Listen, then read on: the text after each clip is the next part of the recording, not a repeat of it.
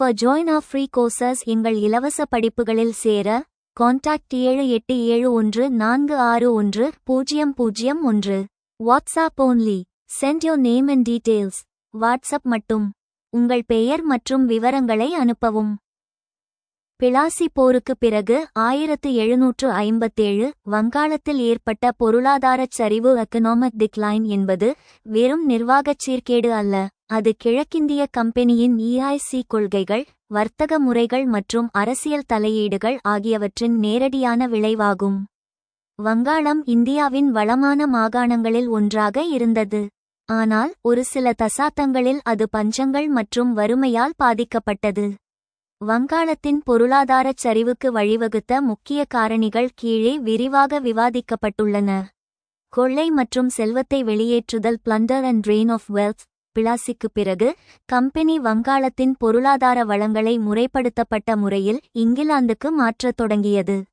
வரி வருவாய் கையகப்படுத்தல். 1765 ஆண்டில் திவானி உரிமையை வரி வசூலிக்கும் உரிமை கம்பெனி பெற்றபோது வங்காளத்தின் வருவாயை அவர்கள் நேரடியாக கட்டுப்படுத்தத் தொடங்கினர். இந்த வருவாயின் பெரும்பகுதி வங்காளத்திலேயே முதலீடு செய்யப்படாமல் பிரிட்டனின் போர்கள் மற்றும் மூலதன தேவைகளுக்காக பயன்படுத்தப்பட்டது. வரி வருவாயால் பணம் செலுத்துதல். இதற்கு முன்னர் பிரிட்டனிலிருந்து தங்கம் மற்றும் வெள்ளி போன்ற உலோகங்களை கொண்டு வந்து இந்திய பொருட்களை வாங்கினர். ஆனால் திவானிக்கு பிறகு கம்பெனி தனது வர்த்தக பொருட்களை வாங்க வங்காளத்தின் சொந்த வரி வருவாயை பயன்படுத்தியது. இதனால் கம்பெனி இலாபம் அடைந்ததே தவிர வங்காளத்திற்கு வரவேண்டிய மூலதனம் தங்கம், வெள்ளி நிறுத்தப்பட்டது. இதுவே தாதாபாய் நவ்ரோஜி குறிப்பிட்ட செல்வத்தை வெளியேற்றும் கோட்பாட்டின் ட்ரெயின் ஆஃப் வெல்த் தியரி ஆரம்பமாகும்.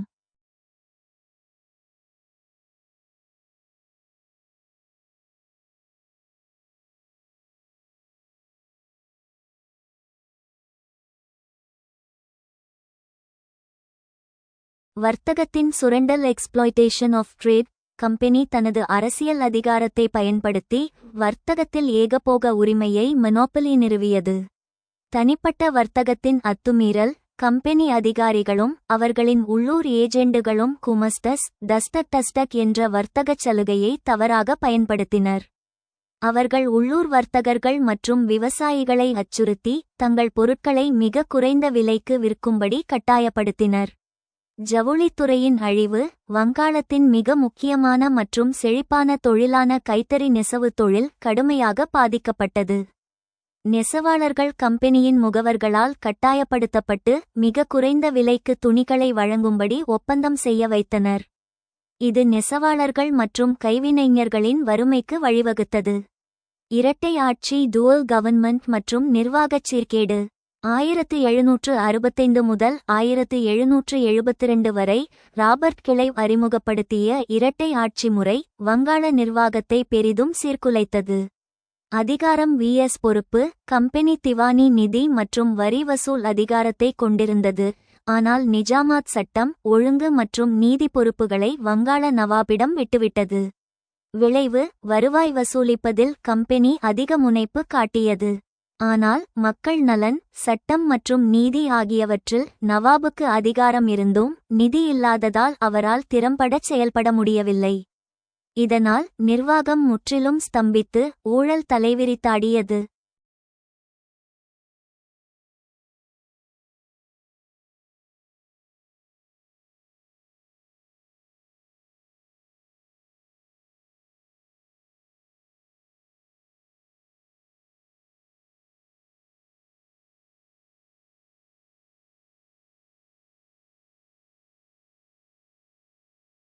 நில வருவாய் கொள்கை மற்றும் விவசாயத்தின் சரிவு. பிளாசிக்கு பிந்தைய நிர்வாகத்தின் நிதி நெருக்கடி நிலத்தின் மீதான வரிச் சுமையை அதிகரித்தது. தற்காலிக ஒப்பந்தங்கள். இரட்டை ஆட்சியின் போது நில வருவாய் ஒப்பந்தங்கள் ஒவ்வொரு ஆண்டும் அதிகபட்ச தொகைக்கு ஏலம் விடப்பட்டன. அதிக வருவாய் செலுத்துவதாக உறுதியளித்த நபர்களுக்கு ஒப்பந்தங்கள் வழங்கப்பட்டன. விளைவு: இந்த ஒப்பந்ததாரர்கள் தங்கள் லாபத்தை பெறுவதற்காக விவசாயிகளை இரக்கமின்றிச் சுரண்டினர். இது விவசாய உற்பத்தியை கடுமையாக பாதித்தது, மேலும் விவசாயிகள் கடன்காரர்களாக மாறினர். 1770 ஆண்டின் பெரும் பஞ்சம் கிரேட் ஃபேமன் ஆஃப் 1770 மேற்கூறிய அனைத்து காரணங்களின் உச்ச விளைவாக 1770ஆம் ஆண்டில் வங்காளத்தில் ஒரு கொடூரமான பஞ்சம் ஏற்பட்டது. காரணம் பருவமழை தோல்வியே இயற்கை காரணம். ஆனால் கம்பெனியின் தவறான கொள்கைகளே பஞ்சத்தின் விளைவை பன்மடங்கு மோசமாக்கியது. தாக்கம் பஞ்சத்தின் போது உணவு தானியங்கள் பதுக்கப்பட்டன, ஏற்றுமதி செய்யப்பட்டன.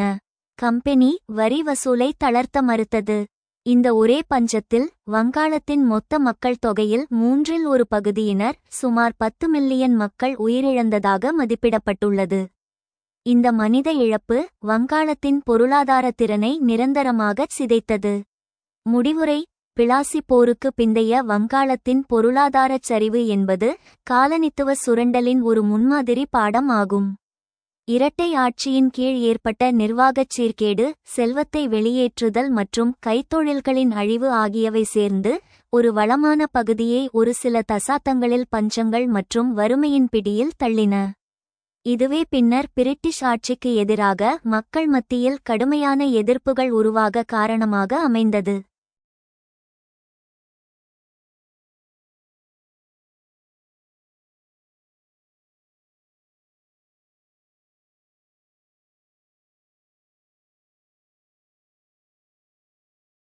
Discuss the causes that led to the economic drain in Bengal following the Battle of Plassey. Plassey போருக்கு பிறகு வங்காளத்தில் பொருளாதார சரிவுக்கு வழிவகுத்த காரணங்களை பற்றி விவாதிக்கவும். Economic drain in Bengal. வங்காளத்தில் பொருளாதார சரிவு. The Battle of Plassey 1757 marked the beginning of British rule in India, leading to significant economic drain in Bengal. Plassey போர் 1757 இந்தியாவில் பிரிட்டிஷ் ஆட்சியின் தொடக்கத்தை குறித்தது. இது வங்காளத்தில் குறிப்பிடத்தக்க பொருளாதார சரிவுக்கு வழிவகுத்தது. Causes of economic drain. பொருளாதார சரிவுக்கான காரணங்கள்: plunder and exploitation. Plunder and exploitation of Bengal's resources by the British East India Company. கொள்ளை மற்றும் சுரண்டல். பிரிட்டிஷ் கிழக்கிந்திய நிறுவனத்தால் வங்காளத்தின் வளங்களை கொள்ளையடித்தல் மற்றும் சுரண்டுதல். Unfair trade practices. Unfair trade practices, such as monopolizing trade and imposing heavy taxes. நியாயமற்ற வர்த்தக நடைமுறைகள், வர்த்தகத்தை ஏகபோகமாக்குதல் மற்றும் அதிக வரிகளை விதித்தல் போன்ற நியாயமற்ற வர்த்தக நடைமுறைகள். Drain of wealth. Drain of wealth from Bengal to Britain, through various means, including tribute and remittances. செல்வத்தின் சரிவு, காணிக்கை மற்றும் பணம் அனுப்புதல் உள்ளிட்ட பல்வேறு வழிகளில் வங்காளத்திலிருந்து பிரிட்டனுக்கு செல்வம் வடிகால். Consequences. விளைவுகள்: economic devastation. Economic devastation, leading to poverty, famine, and decline of traditional industries. பொருளாதார பேரழிவு, வறுமை, பஞ்சம் மற்றும் பாரம்பரிய தொழில்களின் வீழ்ச்சிக்கு வழிவகுக்கும் பொருளாதார பேரழிவு. Wealth transfer. Transfer of wealth from India to Britain, contributing to Britain's industrial growth. செல்வ பரிமாற்றம். இந்தியாவிலிருந்து பிரிட்டனுக்கு செல்வத்தை மாற்றுதல், பிரிட்டனின் தொழில்துறை வளர்ச்சிக்கு பங்களித்தல். Conclusion. The economic drain in Bengal following the Battle of Plassey was a result of British exploitation and unfair practices, having a profound impact on the region's economy and people. Plassey போருக்கு பிறகு வங்காளத்தில் ஏற்பட்ட பொருளாதார சரிவு பிரிட்டிஷ் சுரண்டல் மற்றும் நியாயமற்ற நடைமுறைகளின் விளைவாகும். இது பிராந்தியத்தின் பொருளாதாரம் மற்றும் மக்கள் மீது ஆழமான தாக்கத்தை ஏற்படுத்தியது.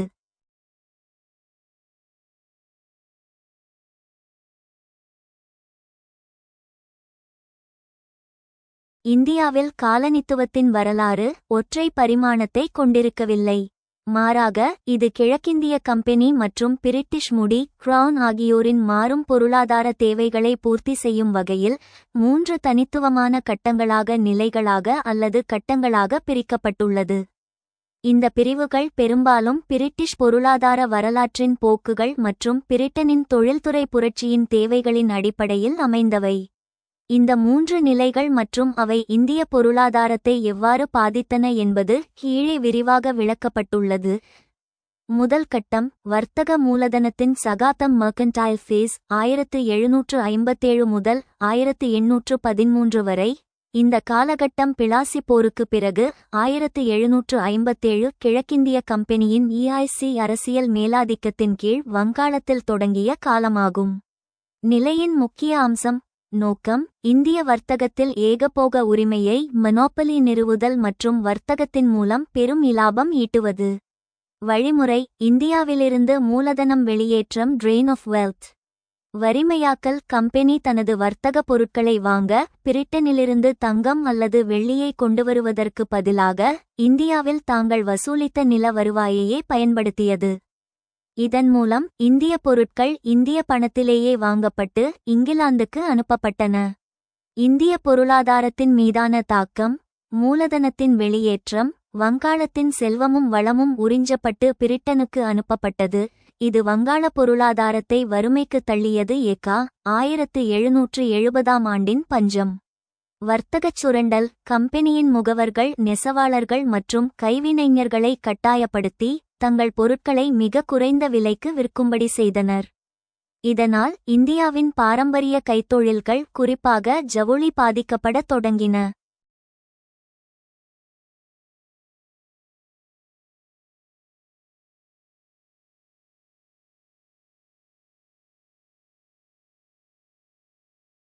இரண்டாம் கட்டம் தொழில்துறை மூலதனத்தின் சகாப்தம் இண்டஸ்ட்ரியல் ஃபேஸ் 1813 முதல் 1858 வரை. இந்த காலகட்டம் பிரிட்டனில் தொழில்துறை புரட்சி உச்சத்தை அடைந்த நேரமாகும். 1813ஆம் ஆண்டின் சாசனச் சட்டம் சார்ட்டர் ஆக்ட் மூலம் கிழக்கிந்திய கம்பெனியின் ஏகபோக உரிமை நீக்கப்பட்டது. நிலையின் முக்கிய அம்சம் நோக்கம் பிரிட்டனின் தொழிற்சாலைகளில் உற்பத்தி செய்யப்பட்ட பொருட்களை விற்பதற்கான சந்தையாக இந்தியாவை மாறுவது மற்றும் பிரிட்டனின் தொழிற்சாலைகளுக்கு தேவையான மூலப்பொருட்களை ஏற்றுமதி செய்யும் நாடாக இந்தியாவை மாறுவது. வழிமுறை இந்திய சந்தையை பிரிட்டிஷ் உற்பத்தி பொருட்களுக்காக திறந்து விடுவது. Free trade. உள்கட்டமைப்பு பிரிட்டனின் வணிக நலன்களை பூர்த்தி செய்வதற்காகவே ரயில்வே சாலைகள் மற்றும் நீர்ப்பாசன திட்டங்கள் அறிமுகப்படுத்தப்பட்டன. இந்திய பொருளாதாரத்தின் மீதான தாக்கம் இந்திய தொழில்களின் அழிவு பிரிட்டனில் இயந்திரங்களில் தயாரிக்கப்பட்ட துணி மற்றும் பிற பொருட்கள் இந்திய சந்தையை நிரப்பின. உள்ளூர் கைவினைஞர்கள் அவற்றின் விலையோடு போட்டியிட முடியாமல் தங்கள் தொழிலை இழந்தனர். இந்தியா தொழில்துறையில் பின்னடைவை சந்தித்தது. விவசாயத்தை வர்த்தகமயமாக்குதல் நில வருவாய் கொள்கைகளால் விவசாயிகள் இண்டிகோ பருத்தி போன்ற வர்த்தக பயிர்களை பயிரிடத் தள்ளப்பட்டனர். இது உணவுப் பயிர்களின் உற்பத்தியை குறைத்தது. மூன்றாம் கட்டம் நிதி மூலதனத்தின் சகாப்தம் ஃபைனான்ஷியல் ஃபேஸ் 1858 முதல் 1947 வரை. 1857ஆம் ஆண்டு கிளர்ச்சிக்கு பிறகு இந்திய நிர்வாகம் பிரிட்டிஷ் முடியின் கிரவுன் நேரடி ஆட்சியின் கீழ் வந்தது. நிலையின் முக்கிய அம்சம் நோக்கம் இங்கிலாந்தில் திரட்டப்பட்ட மூலதனத்தை கேபிட்டல் இந்தியாவில் இலாபகரமான திட்டங்களில் முதலீடு செய்வது.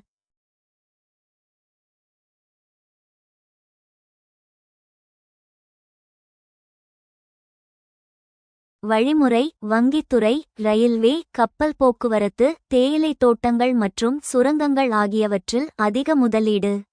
வட்டி மற்றும் இலாபம் இந்த காலனித்துவ முதலீடுகள் மூலம் ஈட்டப்பட்ட இலாபம் வட்டி மற்றும் ஈவுத்தொகை அனைத்தும் இங்கிலாந்துக்கு மாற்றப்பட்டது. இந்திய பொருளாதாரத்தின் மீதான தாக்கம் கடன் பொறி அரசாங்கம் பிரிட்டனிலிருந்து வாங்கிய கடன்களுக்கு அதிக வட்டி செலுத்த வேண்டியிருந்தது. மேலும் இந்தியாவில் பணிபுரியும் பிரிட்டிஷ் அதிகாரிகளின் சம்பளம் மற்றும் ஓய்வூதியம் போன்ற வீட்டுச் செலவுகளும் ஹோம் சார்ஜஸ் இந்திய பொருளாதாரத்தின் மீது பெரும் சுமையை ஏற்படுத்தின. சீரற்ற வளர்ச்சி ரயில்வே போன்ற உள்கட்டமைப்பு வளர்ச்சி இருந்தாலும் அது பிரிட்டிஷ் நலன்களை பூர்த்தி செய்வதற்கே முதன்மையாக பயன்பட்டது. இந்தியாவின் உள்நாட்டு தொழில்கள் மற்றும் அடிப்படை தேவைகள் புறக்கணிக்கப்பட்டன. நாட்டின் பொருளாதார ஸ்திரமின்மை இந்த கட்டத்தில் மீண்டும் மீண்டும் ஏற்பட்ட பஞ்சங்கள் 1900களின் ஆரம்பம் மற்றும் 1943 வங்காள பஞ்சம் பிரிட்டிஷ் கொள்கைகளின் கீழ் இந்திய பொருளாதாரத்தின் நிலைத்தன்மை முற்றிலும் சிதைந்திருந்ததை நிரூபித்தன. முடிவுரை இந்தியாவில் காலனித்துவத்தின் இந்த மூன்று நிலைகளும் ஒன்றிலிருந்து ஒன்று பரிணாம வளர்ச்சி அடைந்தாலும் அவற்றின் அடிப்படை நோக்கம் ஒன்றே, அதாவது இந்தியாவின் வளங்கள் உழைப்பு மற்றும் சந்தையை பயன்படுத்தி பிரிட்டிஷ் பொருளாதாரத்தின் நலன்களை பூர்த்தி செய்வது. இந்தச் சுரண்டலின் விளைவாக இந்தியா மூலப்பொருட்களை வழங்குபவராகவும் பிரிட்டனின் உற்பத்தி பொருட்களுக்கான சந்தையாகவும் மாறியதுடன் உலகிலேயே அதிக வறுமை கொண்ட நாடுகளில் ஒன்றாகவும் மாறியது.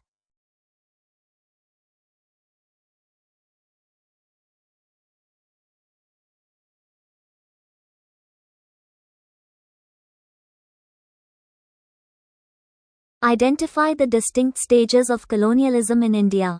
How did these stages affect the Indian economy? இந்தியாவில் காலனித்துவத்தின் தனித்துவமான நிலைகளை அடையாளம் காணவும். இந்த நிலைகள் இந்திய பொருளாதாரத்தை எவ்வாறு பாதித்தன? Stages of colonialism in India. இந்தியாவில் காலனித்துவத்தின் நிலைகள். Colonialism in India can be broadly divided into distinct stages. இந்தியாவில் காலனித்துவத்தை பரந்த அளவில் தனித்துவமான நிலைகளாக பிரிக்கலாம். ஸ்டேஜ் 1 மெர்கான்டிலிசம் 1757 முதல் 1813 வரை. வணிகவாதம். East India Company as monopoly. East India Company as monopoly on trade and exploitation of Indian resources. கிழக்கிந்திய நிறுவனத்தின் ஏகபோகம். இந்திய வளங்களை வர்த்தகம் செய்தல் மற்றும் சுரண்டுவதில் கிழக்கிந்திய நிறுவனத்தின் ஏகபோகம். Drain of wealth from India to Britain. செல்வம் வடிதல். இந்தியாவிலிருந்து பிரிட்டனுக்கு செல்வம் வடிதல். ஸ்டேஜ் 2 ஃப்ரீ ட்ரேட் 1813 முதல் 1857 வரை. சுதந்திர வர்த்தகம். Laissez-faire economics and free trade policies. லைசெஸ்-ஃபேர் பொருளாதாரம். லைசெஸ்-ஃபேர் பொருளாதாரம் மற்றும் சுதந்திர வர்த்தக கொள்கைகள். Decline of Indian industries and growth of British imports. இந்திய தொழில்களின் சரிவு மற்றும் பிரிட்டிஷ் இறக்குமதிகளின் வளர்ச்சி. ஸ்டேஜ் 3 இம்பீரியலிசம் 1857 முதல் 1947 வரை. Direct British rule and exploitation of Indian resources. நேரடி பிரிட்டிஷ் ஆட்சி மற்றும் இந்திய வளங்களை சுரண்டுதல். Infrastructure development, but primarily serving British interests. உள்கட்டமைப்பு மேம்பாடு, ஆனால் முதன்மையாக பிரிட்டிஷ் நலன்களுக்கு சேவை செய்தல். Impact on Indian economy. இந்திய பொருளாதாரத்தில் தாக்கம். Exploitation and drain of Indian resources. சுரண்டல் மற்றும் வடிகால். இந்திய வளங்களை சுரண்டுதல் மற்றும் வடிகால் செய்தல். Deindustrialization and limited economic development. தொழிற்துறை வீழ்ச்சி மற்றும் கட்டுப்படுத்தப்பட்ட பொருளாதார வளர்ச்சி. Dependence on agriculture and rural economy. விவசாயம் மற்றும் கிராமப்புற பொருளாதாரத்தை சார்ந்திருத்தல்.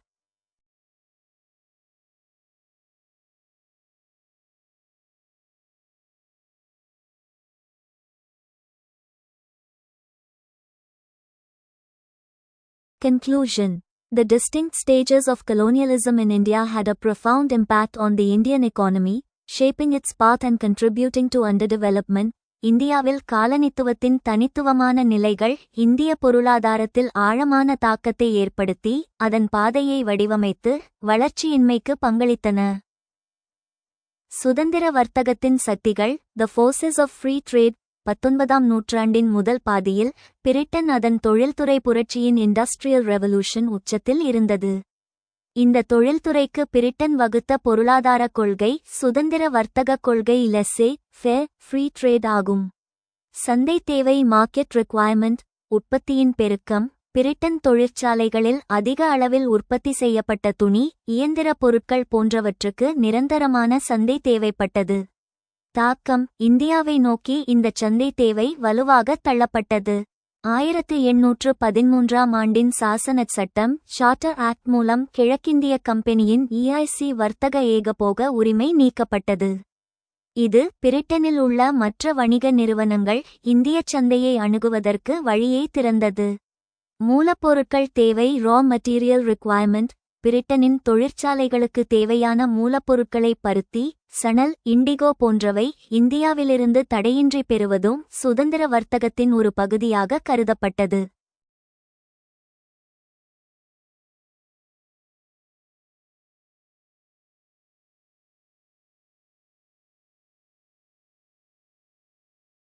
விளைவு. இந்திய விவசாயிகள் உணவுப் பயிர்களுக்கு பதிலாக இலாபம் தரக்கூடிய வர்த்தக பயிர்களை பயிரிட தள்ளப்பட்டனர். விவசாயத்தின் வர்த்தகமயமாக்கல். ஒருதலைப்பட்சமான சுதந்திர வர்த்தகம் யூனிலாட்டரல் ஃப்ரீ ட்ரேட். இந்த சுதந்திர வர்த்தகம் ஒருதலைப்பட்சமாக இருந்தது. அதாவது பிரிட்டிஷ் உற்பத்தி பொருட்கள் மிக குறைந்த அல்லது வரி இல்லாமலேயே இந்தியாவுக்குள் நுழைய அனுமதிக்கப்பட்டன. ஆனால் அதே நேரத்தில் இந்திய கைவினைஞர்கள் தயாரித்த துணிகள் இங்கிலாந்துக்குள் நுழைவதை தடுக்க அதிக சுங்க வரிகள் டாரிஃப் பேரியர்ஸ் விதிக்கப்பட்டன. இதுவே இந்தியாவின் பாரம்பரிய கைத்தொழில்கள் அழிவதற்கு காரணமாக அமைந்தது. சாதகமான அரசியல் மற்றும் நிர்வாகச் சூழலை உருவாக்குவதற்கான பிரிட்டிஷ் உறுதி சுதந்திர வர்த்தகத்தின் நலன்களை பாதுகாக்க பிரிட்டிஷ் நிர்வாகம் இந்தியாவில் ஒரு புதிய அரசியல் மற்றும் நிர்வாக கட்டமைப்பை உருவாக்க வேண்டிய கட்டாயம் ஏற்பட்டது. நில வருவாய் கொள்கை லேண்ட் ரெவென்யூ பாலிசி நோக்கம் சுதந்திர வர்த்தகத்திற்கு தேவையான மூலதனத்தை உருவாக்குவது. உறுதி நில வருவாய் கொள்கைகள் இறையத்துவாரி மகள்வாரி மூலம் அரசு நிலையான வருவாயை உறுதி செய்தது. இந்த வருவாயானது பிரிட்டிஷ் உற்பத்தி பொருட்களை வாங்குவதற்கும் இந்தியாவிலிருந்து மூலப்பொருட்களை ஏற்றுமதி செய்வதற்கும் நிதியளித்தது. சட்டத்தின் ஆட்சி ரூல் ஆஃப் லா நோக்கம் வர்த்தகம் மற்றும் முதலீட்டிற்குச் சாதகமான சூழலை உருவாக்குவது. உறுதி பிரிட்டிஷ் அரசு ஒப்பந்தச் சட்டம் கான்ட்ராக்ட் லா மற்றும் தனியார் சொத்துரிமையை பிரைவேட் ப்ராப்பர்ட்டி ரைட்ஸ் பாதுகாக்கும் சட்ட அமைப்பை நிறுவ உறுதியளித்தது. இந்தச் சட்டங்கள் பிரிட்டிஷ் வணிகர்கள் மற்றும் முதலீட்டாளர்கள் இந்தியாவில் பாதுகாப்பாக வியாபாரம் செய்யவும் முதலீடு செய்யவும் தங்கள் இலாபத்தை இங்கிலாந்துக்கு மாற்றவும் வழிவகுத்தன.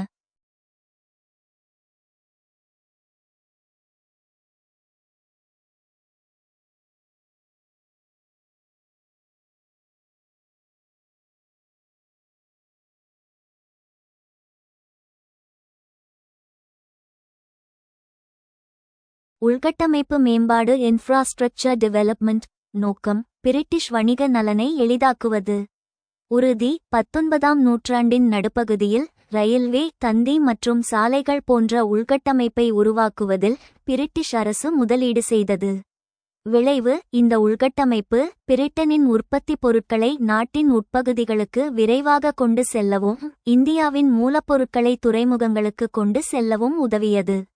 முடிவுரை 19ஆம் நூற்றாண்டின் முதல் பாதியில் இந்தியாவை நோக்கிய பிரிட்டிஷ் கொள்கை என்பது பிரிட்டனின் பொருளாதார தேவைகளையும் சுதந்திர வர்த்தகம் மற்றும் அதன் அரசியல் மேலாதிக்கத்தையும் இணைக்கும் ஒரு திட்டமாக இருந்தது.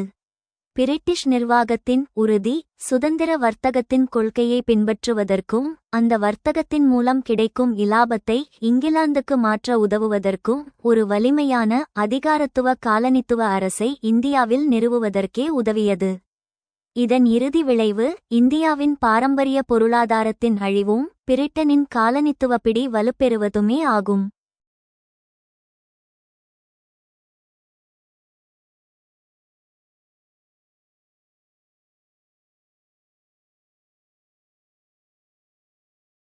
The forces of free trade and the British determination to create a political and administrative environment conducive to trade and investment had shaped the British policy towards India in the first half of the 19th century. Elucidate.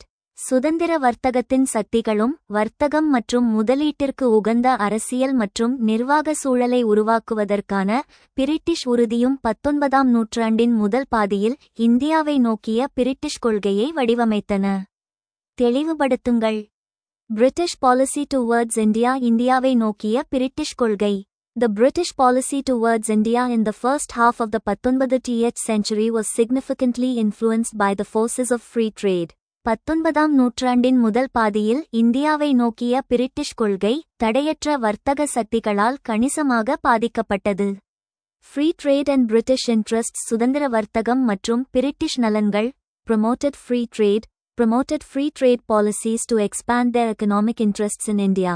சுதந்திர வர்த்தகத்தை ஊக்குவித்தது. இந்தியாவில் தங்கள் பொருளாதார நலன்களை விரிவுபடுத்த சுதந்திர வர்த்தக கொள்கைகளை ஊக்குவித்தது. Wanted to create a favorable environment. Wanted to create a political and administrative environment favorable to trade and investment. ஒரு சாதகமான சூழலை உருவாக்க விரும்பினார். வர்த்தகம் மற்றும் முதலீட்டிற்கு சாதகமான அரசியல் மற்றும் நிர்வாக சூழலை உருவாக்க விரும்பினார். இம்பாக்ட் ஆன் இந்தியா இந்தியாவின் மீதான தாக்கம் transformed Indian economy, transformed the Indian economy, integrating it into the global market. மாற்றப்பட்ட இந்திய பொருளாதாரம் இந்திய பொருளாதாரத்தை மாற்றியமைத்து அதை உலகச் சந்தையில் ஒருங்கிணைத்தது. Fostered economic dependence on Britain, limiting India's economic autonomy. வளர்ந்த பொருளாதார சார்பு இந்தியாவின் பொருளாதார சுயாட்சியை கட்டுப்படுத்தி பிரிட்டனை பொருளாதார ரீதியாகச் சார்ந்திருப்பதை வளர்த்தது. Shaped India's development, influencing its industrial, agricultural, and social sectors. இந்தியாவின் வளர்ச்சியை வடிவமைத்தது அதன் தொழில்துறை, விவசாயம் மற்றும் சமூகத் துறைகளில் செல்வாக்கு செலுத்தியது.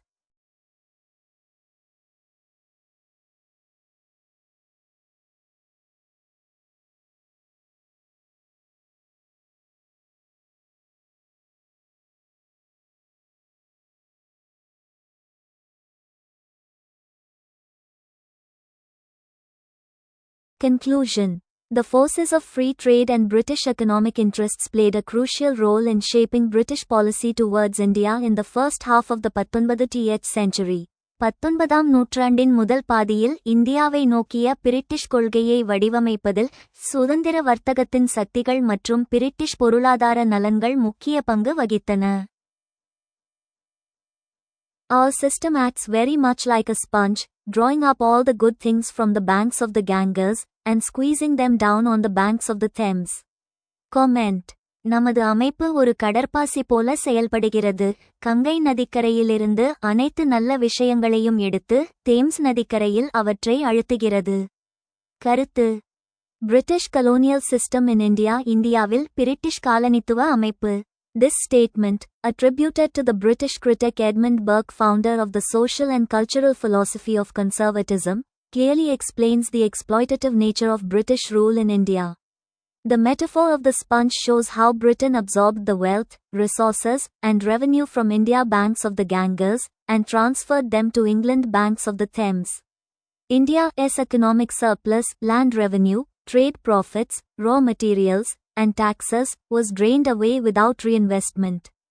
This is the essence of what later came to be known as the drain of wealth theory, elaborated by Dadabhai Naoroji.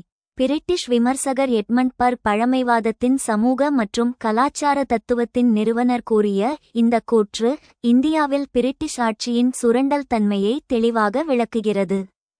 கடற்பாசி உருவகம். பிரிட்டன் எவ்வாறு இந்தியாவிலிருந்து கங்கை கரைகள் செல்வம், வளங்கள் மற்றும் வருவாயை உறிஞ்சி இங்கிலாந்துக்கு தேம்ஸ் நதிக்கரைகள் மாற்றியது என்பதை காட்டுகிறது. இந்தியாவின் பொருளாதார உபரி, நில வருவாய், வர்த்தக லாபம், மூலப்பொருட்கள் மற்றும் வரிகள் மறுமுதலீடு இல்லாமல் வடிகட்டப்பட்டது. தாதாபாய் நௌரோஜியால் விரிவுபடுத்தப்பட்ட செல்வத்தை வெளியேற்றுதல் கோட்பாட்டின் சாராம்சம் இதுதான்.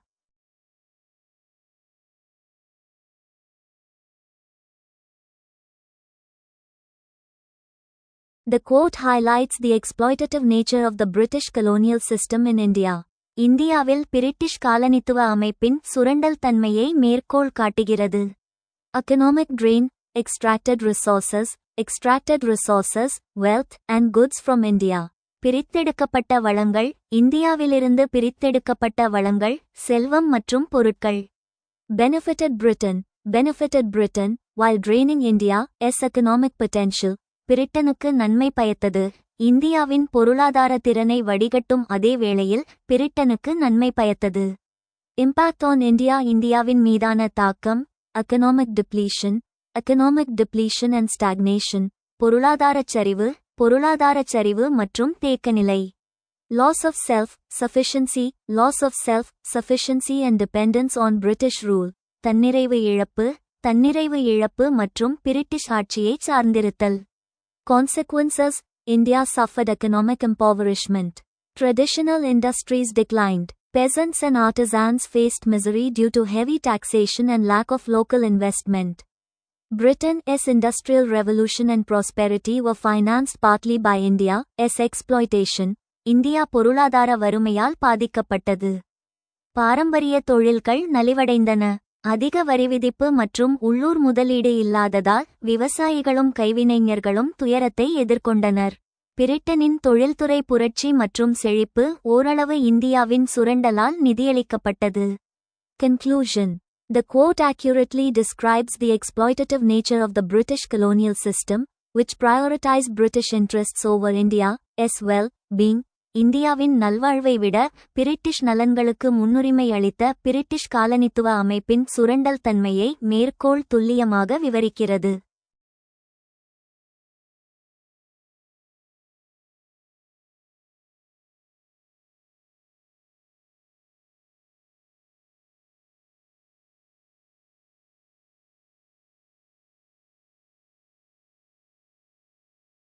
இந்த கூற்று ஜான் சல்லிவன் என்பவரால் 1840களில் பிரிட்டிஷ் பாராளுமன்றத்தில் முன்வைக்கப்பட்ட ஒரு வரலாற்று முக்கியத்துவம் வாய்ந்த விமர்சனமாகும். ஜான் சல்லிவன் மெட்ராஸ் மாகாணத்தில் வருவாய் வாரியத்தின் தலைவராக பணிபுரிந்தவர். இந்த கூற்று இந்தியாவிலிருந்து செல்வத்தை வெளியேற்றும் ட்ரெயின் ஆஃப் வெல்த் காலனித்துவ சுரண்டல் முறையை மிகவும் சக்தி வாய்ந்த உருவகத்துடன் விளக்குகிறது. இந்த கூற்றை நாம் விரிவாகவும் விமர்சன ரீதியாகவும் ஆராயலாம். கடற்பாசி உருவகம் the sponge analogy. John Sullivan British ஆட்சியின் செயல்பாட்டை ஒரு கடற்பாசியுடன் ஒப்பிடுகிறார். கங்கை நதிக்கரையில் இருந்து அனைத்து நல்ல விஷயங்களையும் எடுத்து taking all the good things from the banks of the Ganges. Ganga நதிக்கரை என்பது வங்காளம் மற்றும் வட இந்தியாவின் வளமான விவசாயம், செழிப்பான வர்த்தகம் மற்றும் கைவினை தொழில்களின் உற்பத்தியை குறிக்கிறது. நல்ல விஷயங்கள் என்பது நிலவரி வருவாய், மூலப்பொருட்கள், வணிக இலாபம் மற்றும் பிற செல்வங்களை குறிக்கிறது. தேம்ஸ் நதிக்கரையில் அவற்றை அழுத்துகிறது. Squeezing them out on the banks of the Thames. Thames நதிக்கரை என்பது பிரிட்டன் மற்றும் அதன் தலைநகரான லண்டனை குறிக்கிறது. அழுத்துகிறது என்பது இந்தியாவிலிருந்து உறிஞ்சப்பட்ட செல்வமும் இலாபமும் பிரிட்டனின் தொழில்துறை வளர்ச்சி மற்றும் செழிப்புக்கு மாற்றப்படுவதை குறிக்கிறது.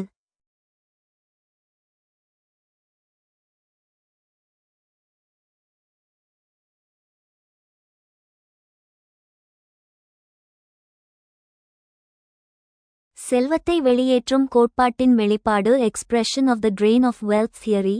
இந்த உருவகம் தாதாபாய் நவ்ரோஜி மற்றும் ஆர்.சி.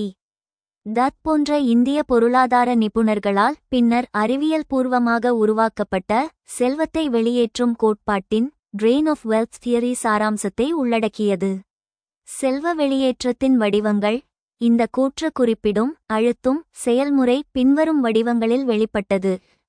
நில வருவாய். வங்காளம், மெட்ராஸ் போன்ற பகுதிகளிலிருந்து நிலவரி மற்றும் வருவாய் அதிகமாக வசூலிக்கப்பட்டது. இந்த பணம் இந்தியாவிலேயே முதலீடு செய்யப்படாமல் பிரிட்டன் அனுப்பப்பட்டது.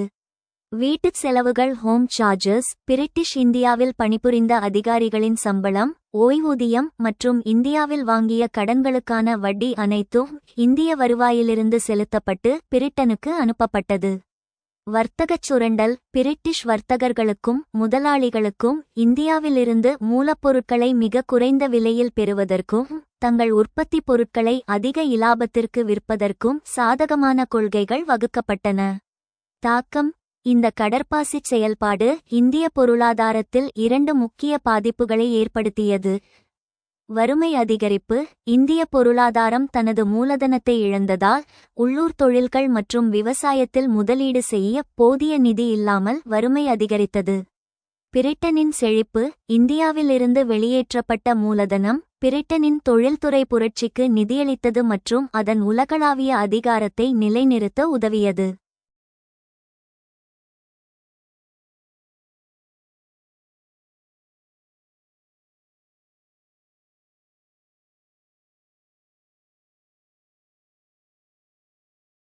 விவசாயம். நில வருவாய் கொள்கைகள். பிளாசி போருக்கு பிறகு 1757 வங்காள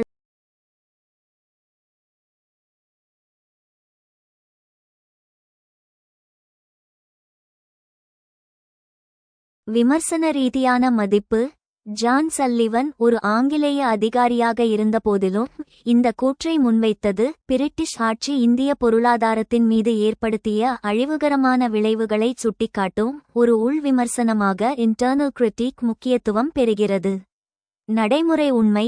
இது காலனித்துவ நிர்வாகத்தின் நிதி மற்றும் பொருளாதார கொள்கைகள் இந்தியாவை ஏழையாக்கி பிரிட்டனைச் செழிக்க வைத்தது என்ற நடைமுறை உண்மையை எந்தவிதச் சமரசமும் இல்லாமல் வெளிப்படுத்தியது.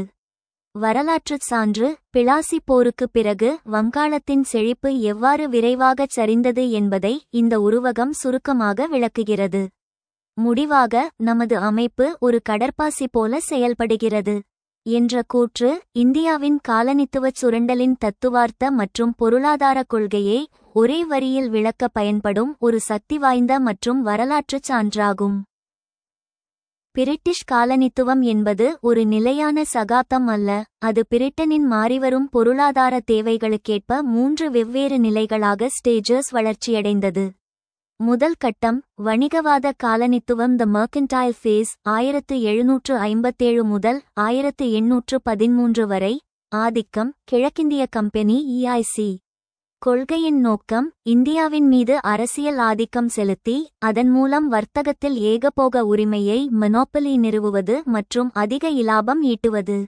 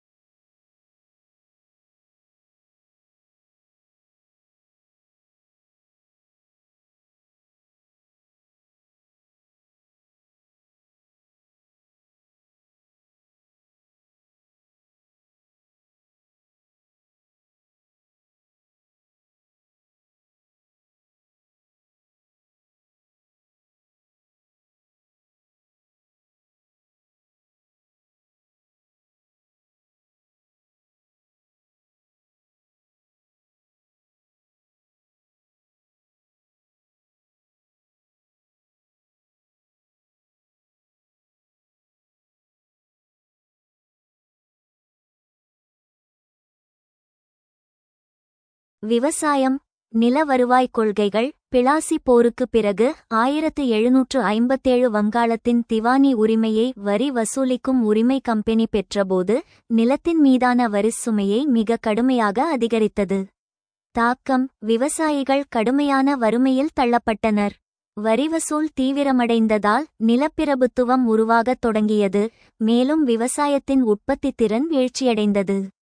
தொழில்துறை சுரண்டல். வங்காளத்தின் கைவினைஞர்கள், குறிப்பாக நெசவாளர்கள் கம்பெனியின் முகவர்களால் கட்டாயப்படுத்தப்பட்டு தங்கள் துணிகளை மிக குறைந்த விலைக்கு விற்கும்படி ஒப்பந்தம் செய்ய வைத்தனர். தாக்கம் இந்தியாவின் பாரம்பரிய கைவினைத் தொழில்கள் சிதைக்கப்படத் தொடங்கின. வணிகம். செல்வ வெளியேற்றம். Drain of wealth. இந்திய பொருட்களை வாங்குவதற்காக பிரிட்டனிலிருந்து தங்கம் கொண்டுவருவதற்கு பதிலாக இந்தியாவில் வசூலித்த நில வருவாயையே பயன்படுத்தினர்.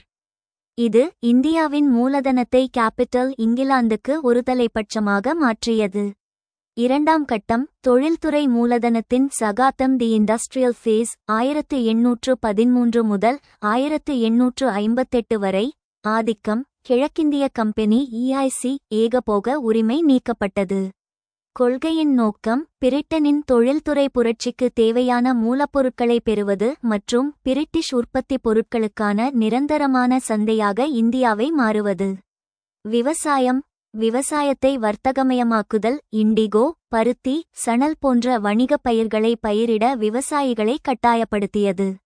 நிலவுரிமைச் சட்டங்கள் நிரந்தர தீர்வு பெர்மனன்ட் செட்டில்மெண்ட், இறையத்துவாரி போன்ற நில வருவாய் கொள்கைகள் நிலத்தை ஒரு சந்தை பொருளாக மாற்றின.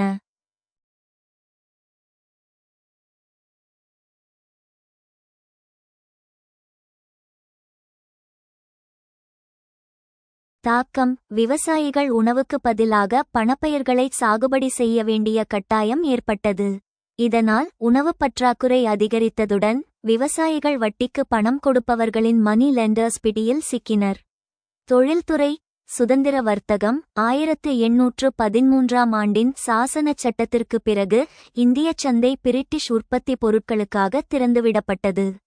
தாக்கம் பிரிட்டிஷ் தொழிற்சாலைகளில் மலிவாக உற்பத்தி செய்யப்பட்ட துணிகள் உள்ளூர் இந்திய கைவினைஞர்களின் பொருட்களுடன் போட்டியிட முடியாமல் அவர்களை அழித்தன. இந்தியா தொழில்மயமாக்கலில் பின்னடைவை டே இண்டஸ்ட்ரியலைசேஷன் சந்தித்தது. வணிகம் உள்கட்டமைப்பு பிரிட்டனின் வர்த்தக நலனுக்காக ரயில்வே, சாலைகள் மற்றும் தந்திச் சேவைகள் அறிமுகப்படுத்தப்பட்டன. தாக்கம் இந்த உள்கட்டமைப்பு மூலப்பொருட்களை துறைமுகங்களுக்கும் பிரிட்டிஷ் உற்பத்தி பொருட்களை இந்திய சந்தைக்கும் விரைவாக கொண்டு செல்ல மட்டுமே உதவியது. மூன்றாம் கட்டம் நிதி மூலதனத்தின் சகாப்தம் த ஃபைனான்ஷியல் ஃபேஸ் 1858 முதல் 1947 வரை ஆதிக்கம் பிரிட்டிஷ் ராஜ்ஜியம் பிரிட்டிஷ் கிரவுன் ரூல்.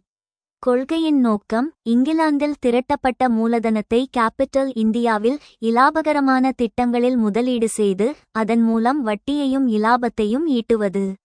விவசாயம் அதிக முதலீடு தேயிலை, காபி போன்ற தோட்டப் பயிர்கள் மற்றும் சில நீர்ப்பாசன திட்டங்களில் முதலீடு செய்யப்பட்டது.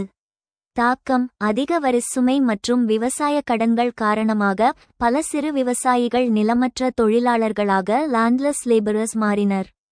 இந்த வர்க்கப் பிளவு மேலும் தீவிரமடைந்தது.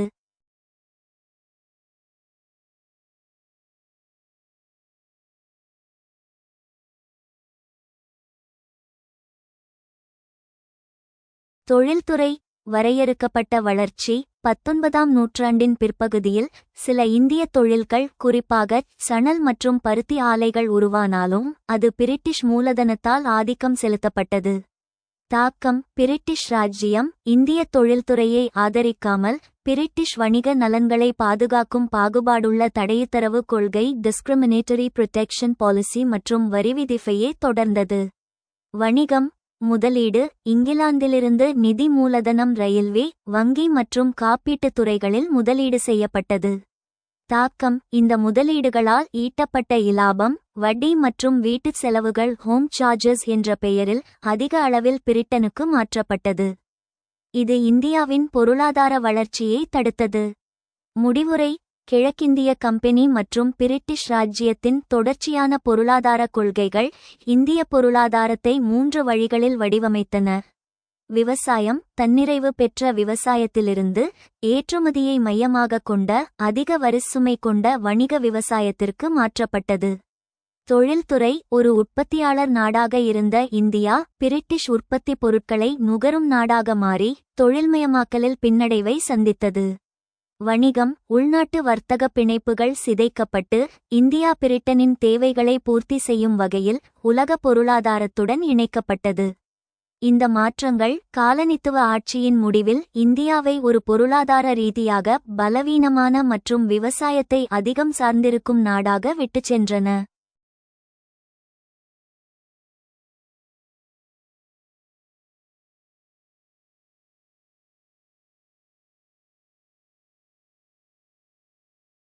Examine the economic policies of the British East India Company and the subsequent British Raj. How did these policies shape India's agrarian, industrial, and commercial development? British கிழக்கிந்திய கம்பெனியின் பொருளாதார கொள்கைகளையும் அதைத் தொடர்ந்து வந்த பிரிட்டிஷ் ராஜ்ஜியத்தையும் ஆராயுங்கள். இந்த கொள்கைகள் இந்தியாவின் விவசாயம், தொழில்துறை மற்றும் வணிக வளர்ச்சியை எவ்வாறு வடிவமைத்தன? The British EIC and the British Raj implemented economic policies that significantly shaped India's agrarian, industrial, and commercial development, often prioritizing British interests over Indian welfare. British கிழக்கிந்திய கம்பெனியும் பிரிட்டிஷ் ராஜ்ஜியமும் இந்தியாவின் விவசாயம், தொழில்துறை மற்றும் வணிக வளர்ச்சியை கணிசமாக வடிவமைக்கும் பொருளாதார கொள்கைகளை செயல்படுத்தின. அவை பெரும்பாலும் இந்திய நலனை விட பிரிட்டிஷ் நலன்களுக்கு முன்னுரிமை அளித்தன. Agrarian development விவசாய மேம்பாடு, land revenue systems. The British introduced systems like the permanent settlement, Mahalwari, and Rayatwari, which maximized revenue collection but led to exploitation of peasants and hindered agricultural development. For instance, the permanent settlement in Bengal granted zamindars the right to collect land revenue, resulting in increased taxes and agrarian distress.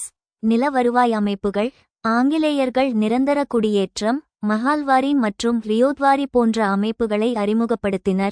இது வருவாய் வசூலை அதிகப்படுத்தியது, ஆனால் விவசாயிகளை சுரண்டுவதற்கு வழிவகுத்தது மற்றும் விவசாய வளர்ச்சியை தடுத்தது. உதாரணமாக, வங்காளத்தில் நிரந்தர குடியேற்றம் ஜமீன்தார்களுக்கு நில வருவாயை வசூலிக்கும் உரிமையை வழங்கியது.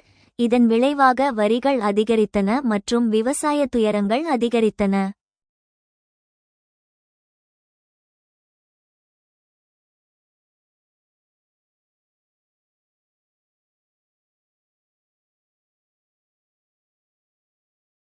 Commercialization of agriculture.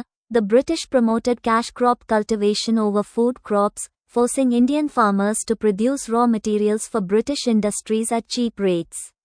This led to stagnation in the agricultural sector and made India vulnerable to famines, such as the Great Famine of 1876 முதல் 78 வரை. விவசாயத்தை வணிகமயமாக்குதல். ஆங்கிலேயர்கள் உணவுப் பயிர்களுக்கு மேல் பணப்பயிர் சாகுபடியை ஊக்குவித்தனர். இதனால் இந்திய விவசாயிகள் பிரிட்டிஷ் தொழில்களுக்கான மூலப்பொருட்களை மலிவான விலையில் உற்பத்தி செய்ய வேண்டிய கட்டாயம் ஏற்பட்டது. இது விவசாயத்துறையில் தேக்க நிலைக்கு வழிவகுத்தது மற்றும் 1876 முதல் 78 வரை ஆண்டு பெரும் பஞ்சம் போன்ற பஞ்சங்களுக்கு இந்தியாவை ஆளாக்கியது. Neglect of irrigation facilities. The British neglected irrigation facilities and technological upgradation in agriculture, further exacerbating the sector's stagnation. நீர்ப்பாசன வசதிகளை புறக்கணித்தல். ஆங்கிலேயர்கள் விவசாயத்தில் நீர்ப்பாசன வசதிகள் மற்றும் தொழில்நுட்ப மேம்பாட்டை புறக்கணித்தனர். இது துறையின் தேக்க நிலையை மேலும் அதிகரித்தது. Industrial development. தொழில்துறை மேம்பாடு. Deindustrialization. British policies intentionally destroyed India's textile industry by imposing heavy duties on Indian textiles and spread the market with cheap British machine-made cloth. This led to the destruction of millions of weavers' livelihoods and hindered India's industrial growth. தொழிற்துறை வீழ்ச்சி. British கொள்கைகள் இந்திய ஜவுளி மீது அதிக வரிகளை விதித்து இந்தியாவின் ஜவுளி தொழிலை வேண்டுமென்றே அழித்தது மற்றும் மலிவான பிரிட்டிஷ் இயந்திர துணியால் சந்தையை பரப்பியது. இது மில்லியன் கணக்கான நெசவாளர்களின் வாழ்வாதாரங்களை அழிக்க வழிவகுத்தது மற்றும் இந்தியாவின் தொழில்துறை வளர்ச்சியை தடுத்தது. Exploitation for British industrialization. Indian resources were used for the development of British industries, and Indian wealth was taken away for the Britain benefit. British தொழில்மயமாக்கலுக்கான சுரண்டல். இந்திய வளங்கள் பிரிட்டிஷ் தொழில்களின் வளர்ச்சிக்கு பயன்படுத்தப்பட்டன, மேலும் இந்திய செல்வம் பிரிட்டனின் நலனுக்காக பறிக்கப்பட்டது.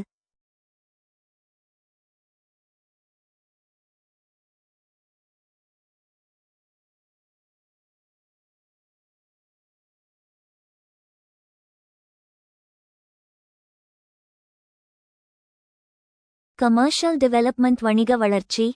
Monopolized trade. The British East India Company monopolized trade, dictating terms and exploiting Indian traders and merchants. India's economy was transformed into a colonial market and raw material supplier for British industries. ஏகபோக வர்த்தகம். British கிழக்கிந்திய நிறுவனம் வர்த்தகத்தை ஏகபோகமாக்கியது, விதிமுறைகளை ஆணையிட்டது மற்றும் இந்திய வர்த்தகர்கள் மற்றும் வணிகர்களை சுரண்டியது. இந்தியாவின் பொருளாதாரம் பிரிட்டிஷ் தொழில்களுக்கான காலனித்துவ சந்தையாகவும் மூலப்பொருள் சப்ளையராகவும் மாற்றப்பட்டது. Infrastructure development. Although the British invested in infrastructure like irrigation and transportation, the primary goal was to facilitate British trade and commerce rather than promote Indian economic development. உள்கட்டமைப்பு மேம்பாடு. ஆங்கிலேயர்கள் நீர்ப்பாசனம் மற்றும் போக்குவரத்து போன்ற உள்கட்டமைப்பில் முதலீடு செய்த போதிலும் இந்திய பொருளாதார வளர்ச்சியை ஊக்குவிப்பதற்கு பதிலாக பிரிட்டிஷ் வர்த்தகம் மற்றும் வர்த்தகத்தை எளிதாக்குவதே முதன்மை இலக்காக இருந்தது. Conclusion. The economic policies of the British East India Company and the British Raj had a profoundly negative impact on India's agrarian, industrial, and commercial development, shaping the country's economic trajectory for centuries and contributing to its underdevelopment. British கிழக்கிந்திய நிறுவனம் மற்றும் British ராஜ்யத்தின் பொருளாதார கொள்கைகள் இந்தியாவின் விவசாயம், தொழில்துறை மற்றும் வணிக வளர்ச்சியில் ஆழமான எதிர்மறையான தாக்கத்தை ஏற்படுத்தி பல நூற்றாண்டுகளாக நாட்டின் பொருளாதார பாதையை வடிவமைத்து அதன் வளர்ச்சியின்மைக்கு பங்களித்தன.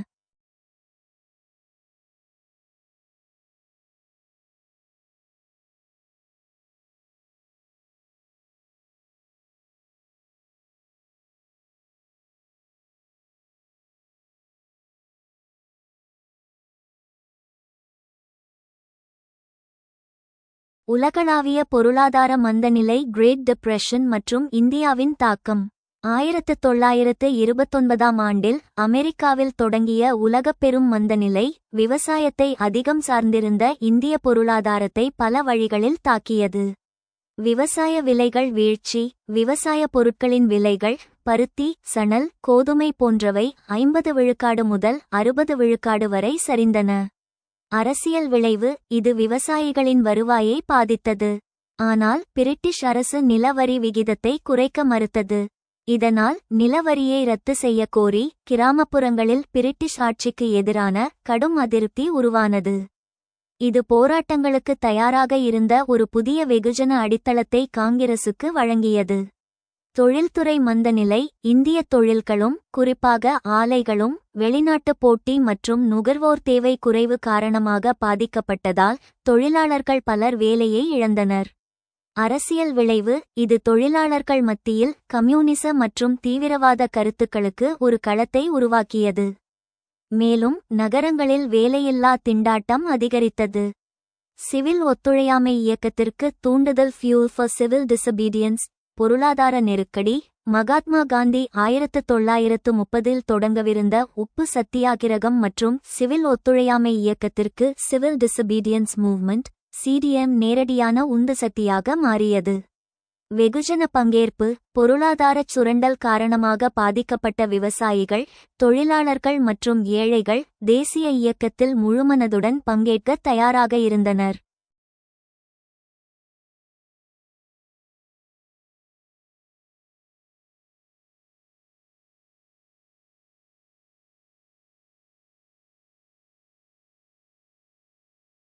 தாக்கம். உப்பு சத்தியாகிரகத்தில் உப்பு மீதான வரிக்கு எதிராக போராடுவது உண்மையில் பிரிட்டிஷ் அரசின் ஒட்டுமொத்த வரி விதிப்பு முறையின் சுரண்டலுக்கு எதிரான போராட்டமாக பார்க்கப்பட்டது. இந்த பொருளாதார தாக்கம் காரணமாக சிவில் ஒத்துழையாமை இயக்கம் முன்னெப்போதும் இல்லாத அளவில் வெகுஜன பங்கேற்பை பெற்றது. வணிக வர்க்கத்தின் ஆதரவு. இந்திய தொழிலதிபர்களும் வணிகர்களும் ஜி.டி. பிர்லா, அமிர்தலால் சேத் பிரிட்டிஷ் வர்த்தக கட்டுப்பாடுகளால் பாதிக்கப்பட்டனர். எனவே அவர்கள் சிவில் ஒத்துழையாமை இயக்கத்திற்கு நிதி மற்றும் அரசியல் ஆதரவை அளித்தனர். தாக்கம். இது முதன்முறையாக போராட்டத்திற்கு வெகுஜன மக்களின் ஆதரவுடன் சேர்த்து வர்த்தக மூலதனத்தின் ஆதரவையும் காங்கிரசுக்கு கொண்டு வந்தது. இடதுசாரி மற்றும் சோசலிசத்தின் எழுச்சி. Rise of leftism and socialism. பொருளாதார துன்பம். இந்தியாவில் சமூக மற்றும் பொருளாதார கட்டமைப்பை மாற்றியமைக்க விரும்பும் இடதுசாரி சக்திகளின் வளர்ச்சிக்கு வழிவகுத்தது. மாற்றுச் சித்தாந்தம். கம்யூனிச மற்றும் சோசலிச குழுக்கள் விவசாயிகள் மற்றும் தொழிலாளர்களின் வர்க்க போராட்டங்களை பயன்படுத்தி தங்கள் அடித்தளத்தை உருவாக்கின. தாக்கம். காங்கிரசுக்குள்ளேயே ஜவஹர்லால் நேரு மற்றும் சுபாஷ் சந்திர போஸ் போன்ற இளம் தலைவர்கள் தேசியவாத இலக்குடன் சோசலிச பொருளாதார கொள்கைகளை, குறிப்பாக பொதுத்துறை, நிலச்சீர்திருத்தம் இணைக்கத் தொடங்கினர். இது காங்கிரசின் கொள்கை திசையை வலதுசாரி நில உரிமையாளர்களின் நலன்களிலிருந்து வெகுஜன உழைக்கும் மக்களின் நலன்களை நோக்கி மாற்ற உதவியது.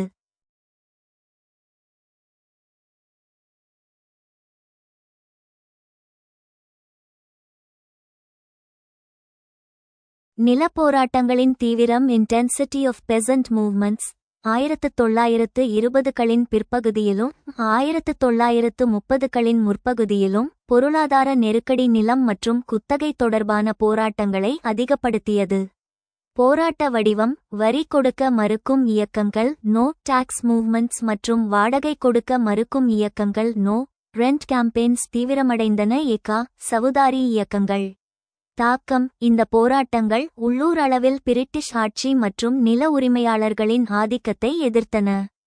இது காங்கிரசின் தலைமையை கிராமப்புறங்களுக்கு கொண்டு செல்லவும் அதன் செயல்பாடுகளை மேலும் தீவிரப்படுத்தவும் உதவியது. முடிவுரை சுருங்க கூறினால் 1920களின் பிற்பகுதியில் ஏற்பட்ட பொருளாதார மாற்றங்கள் தேசிய இயக்கத்தின் அரசியல் போக்கிற்கு உந்து சக்தியாக கேட்டலிஸ்ட் செயல்பட்டன. பொருளாதார துன்பம் மக்களிடையே பிரிட்டிஷ் ஆட்சிக்கு எதிரான கோபத்தை ஒருமுகப்படுத்தியது. இது சிவில் ஒத்துழையாமை இயக்கம் போன்ற வெகுஜன போராட்டங்களின் வெற்றியை கட்டியெழுப்ப உதவியது. இந்திய அரசியலில் இடதுசாரி சித்தாந்தங்களின் எழுச்சிக்கு இது ஊக்கமளித்தது. எனவே அந்த காலகட்டத்தில் ஏற்பட்ட பொருளாதார நெருக்கடி மக்களின் பங்கேற்பு மற்றும் சித்தாந்த மாற்றத்தின் மூலம் இந்தியாவின் அரசியலின் போக்கை நேரடியாகவும் தீர்மானகரமாகவும் பாதித்தது என்பது உறுதியானது.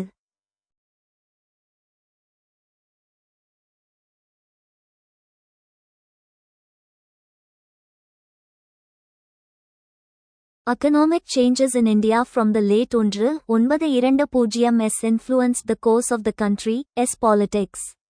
Elucidate.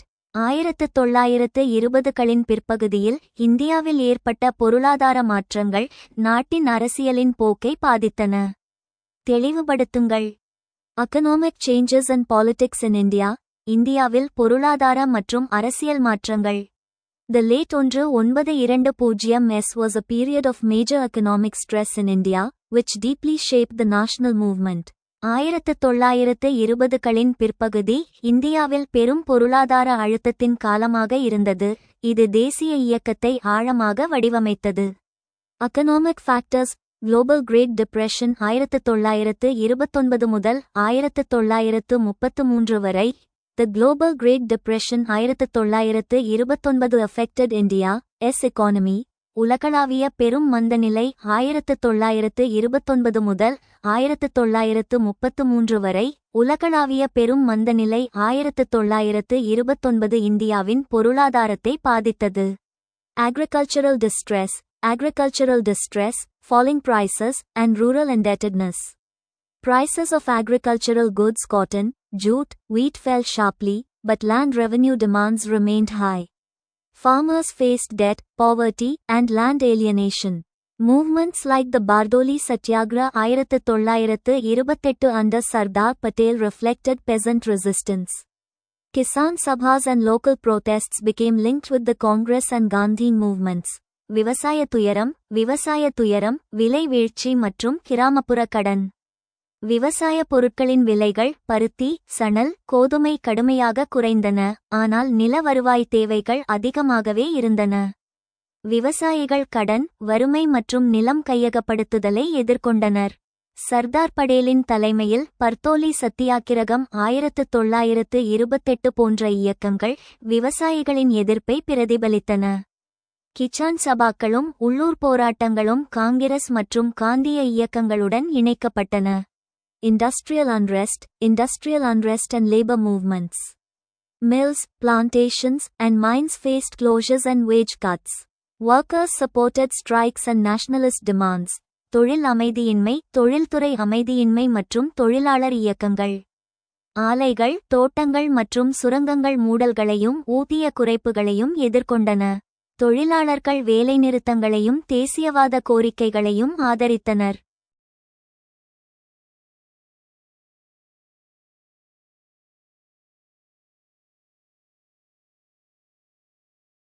Impact on politics. அரசியலில் தாக்கம். Increased nationalist sentiment. increased nationalist sentiment and demand for self-rule. அதிகரித்த தேசியவாத உணர்வு மற்றும் சுயராஜ்யத்திற்கான தேவை. Growing support for left-wing movements. Growing support for left-wing and socialist movements. இடதுசாரி இயக்கங்களுக்கான ஆதரவு அதிகரிப்பு. இடதுசாரி மற்றும் சோசலிச இயக்கங்களுக்கான ஆதரவு அதிகரிப்பு. Shift in Congress policy. Shift in Congress policy towards more radical economic and social reforms. Congress கொள்கையில் மாற்றம். தீவிரமான பொருளாதார மற்றும் சமூக சீர்திருத்தங்களை நோக்கி காங்கிரஸ் கொள்கையில் மாற்றம். Conclusion. The economic changes of the late 1920s had a profound impact on India's politics, shaping the course of the country's struggle for independence. 1920களின் பிற்பகுதியில் ஏற்பட்ட பொருளாதார மாற்றங்கள் இந்தியாவின் அரசியலில் ஆழமான தாக்கத்தை ஏற்படுத்தி நாட்டின் சுதந்திர போராட்டத்தின் போக்கை வடிவமைத்தன.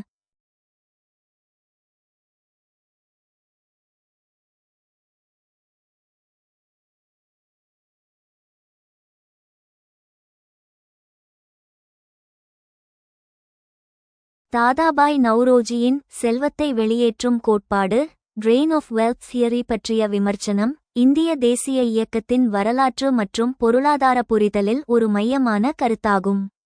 இந்த கோட்பாடு இந்தியாவின் பொருளாதார தேசியவாதத்தின் எகனாமிக் நேஷனலிசம் வளர்ச்சிக்கு ஆழமான பங்களிப்பை வழங்கியதுடன் விடுதலைப் போராட்டத்தின் சித்தாந்த அடித்தளத்தை வலுப்படுத்தியது. வடிகால் கோட்பாட்டின் தாக்கம் குறித்து ஒரு விமர்சன ஆய்வு கீழே கொடுக்கப்பட்டுள்ளது. கோட்பாட்டின் தோற்றம் மற்றும் சாரம். Origin and essence of the theory.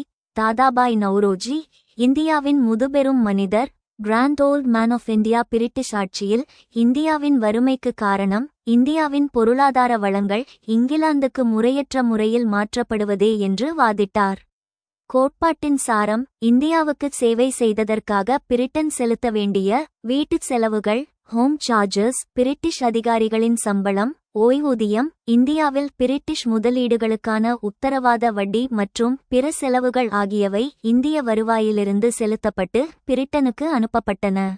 விமர்சனம், இந்த ஒருதலைப்பட்சமான நிதி பரிமாற்றத்திற்காக இந்தியாவுக்கு பிரிட்டனிடமிருந்து எந்தவித பொருளாதார அல்லது பொருள் ஈடும் மெட்டீரியல் ரிட்டர்ன் கிடைக்கவில்லை.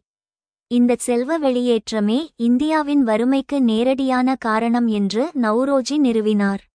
பொருளாதார தேசியவாதத்தின் மீதான தாக்கம். Impact on economic nationalism. நவ்ரோஜியின் வடிகால் கோட்பாடு இந்திய தேசியவாதத்திற்கு ஒரு புதிய மற்றும் சக்தி வாய்ந்த பரிமாணத்தை கொடுத்தது.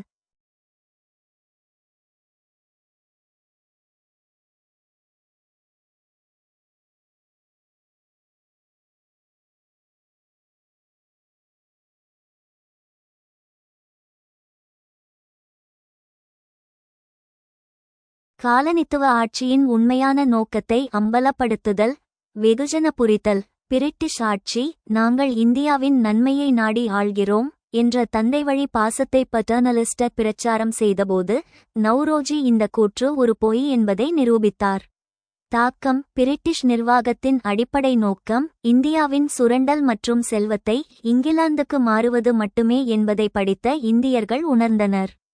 இது அரசியல் போராட்டத்தில் உணர்ச்சிபூர்வமான மற்றும் தார்மீக கோபத்தை அதிகரிக்க உதவியது. பிச்சை எடுக்கும் கொள்கையிலிருந்து விலகல். ஆரம்பகால மிதவாத தலைவர்கள் மொதரட்ஸ் பிரிட்டிஷ் நிர்வாகத்தின் கீழ் சில சீர்திருத்தங்களை மட்டுமே கோரினர். நவ்ரோஜியின் கோட்பாடு, இது வெறும் நிர்வாக குறைபாடு அல்ல, மாறாக அது அமைப்பு ரீதியான சுரண்டல் என்று வாதிட்டது. தாக்கம். நமக்கு என்ன வேண்டும் என்ற கேள்வியின் பதிலை கோருவதிலிருந்து நாம் ஏன் ஏழைகளாக இருக்கிறோம் என்ற கேள்வியின் பதில் வரை தேசியவாதம் சென்றது. இது சுயராஜ்யமே செல்ஃப் ரூல் ஒரே தீர்வு என்ற கருத்துக்கு வலுவூட்டியது. இந்திய பொருளாதாரவாதிகளின் எழுச்சி. நவ்ரோஜியின் முன்னோடி பணி. மகாதேவ் கோவிந்த் ரானடே, ஆர்.சி. தத், ஜி.வி. ஜோஷி போன்ற பிற இந்திய பொருளாதார நிபுணர்கள் பொருளாதார தேசியவாதத்தை ஒரு வலிமையான சித்தாந்தமாக முன்னெடுக்க வழிகாட்டியது. தாக்கம். இவர்கள் காலனித்துவ வர்த்தக கொள்கைகள், நில வருவாய் கொள்கைகள் மற்றும் தொழில்துறை பின்னடைவு டே இண்டஸ்ட்ரியலைசேஷன் ஆகியவற்றின் மூலமான பொருளாதார சுரண்டல் குறித்து விரிவான பகுப்பாய்வுகளை மேற்கொண்டனர்.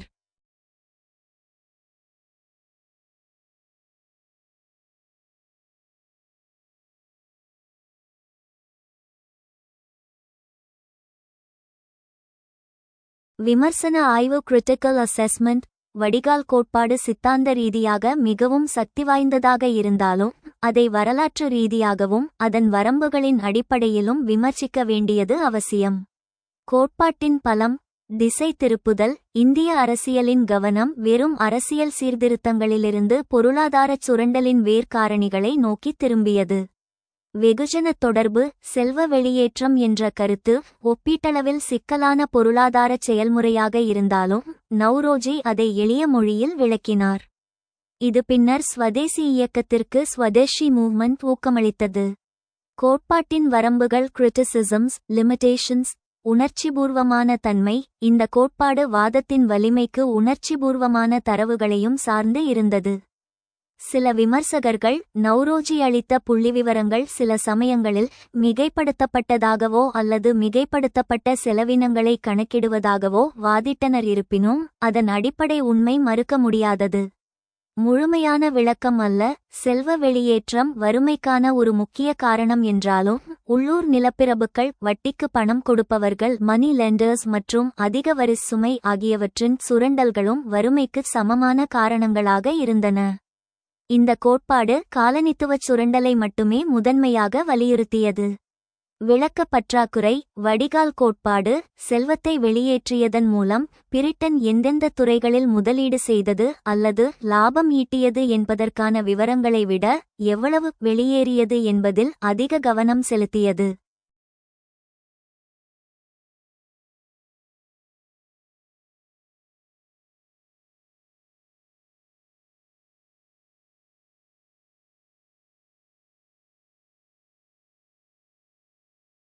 முடிவுரை தாதாபாய் நவ்ரோஜியின் வடிகால் கோட்பாடு இந்திய பொருளாதார தேசியவாதத்தின் ஆணிவேர் ஆகும். இந்த கோட்பாடு இந்திய வறுமைக்கு இயற்கை அல்லது இந்தியர்களின் குறைபாடு அல்ல, மாறாக பிரிட்டிஷ் ஆட்சியின் சுரண்டலே காரணம் என்பதை ஐயம் திரிபர நிறுவியது. இந்த கோட்பாடு தேசிய இயக்கத்திற்கு காலனித்துவ ஆட்சிக்கு எதிராக போராடத் தேவையான சித்தாந்த கருவியையும் தார்மீக அடித்தளத்தையும் வழங்கியது. இதன் காரணமாகவே 1905ஆம் ஆண்டின் சுதேசி இயக்கம் முதல் 1930ஆம் ஆண்டின் சிவில் ஒத்துழையாமை இயக்கம் வரை அனைத்து வெகுஜன போராட்டங்களுக்கும் பொருளாதார காரணங்களே முக்கிய உந்துசக்தியாக விளங்கின. Write a critique on the impact of the drain theory of Dadabhai Naoroji in the growth of economic nationalism. பொருளாதார தேசியவாதத்தின் வளர்ச்சியில் தாதாபாய் நவ்ரோஜியின் வடிகால் கோட்பாட்டின் தாக்கம் குறித்து ஒரு விமர்சனத்தை எழுதுங்கள். This theory became a foundation in shaping the economic critique of British rule and laid the intellectual foundation for economic nationalism in India. இந்த கோட்பாடு பிரிட்டிஷ் ஆட்சியின் பொருளாதார விமர்சனத்தை வடிவமைப்பதில் ஒரு அடித்தளமாக அமைந்தது மற்றும் இந்தியாவில் பொருளாதார தேசியவாதத்திற்கான அறிவுசார் அடித்தளத்தை அமைத்தது.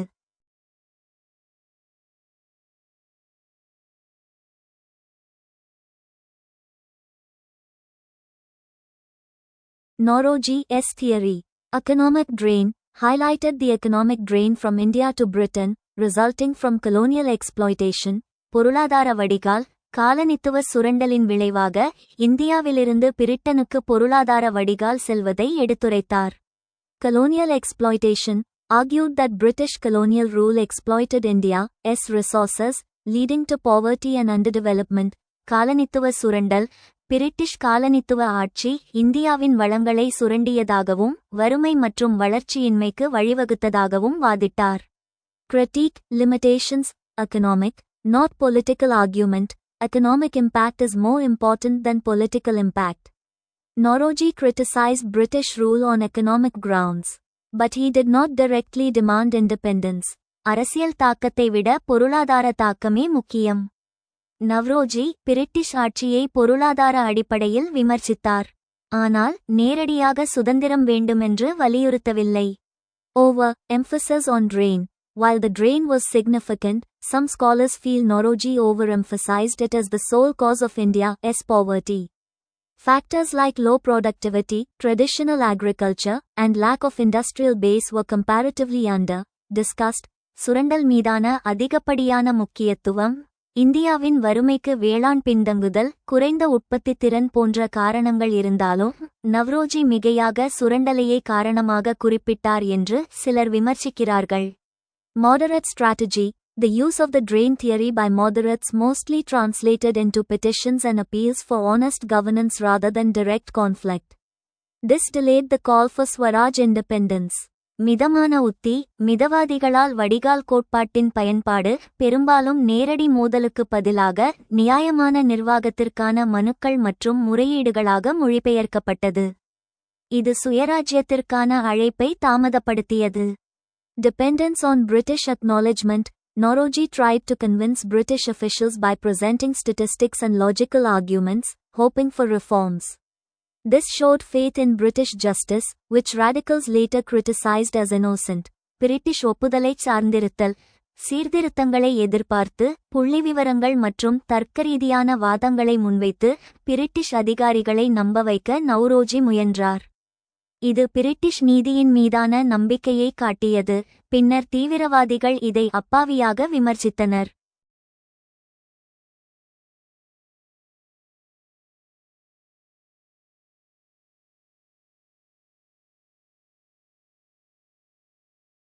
Nauroji's work. Pioneering contribution. Made a pioneering contribution to Indian economic thought and nationalism. முன்னோடி பங்களிப்பு. இந்திய பொருளாதார சிந்தனை மற்றும் தேசியவாதத்திற்கு முன்னோடி பங்களிப்பை வழங்கியது. Inspired future generations. Inspired future generations of nationalists and economists. உத்வேகம் பெற்ற எதிர்கால தலைமுறையினர். தேசியவாதிகள் மற்றும் பொருளாதார வல்லுநர்களின் எதிர்கால தலைமுறையினருக்கு உத்வேகம் அளித்தது.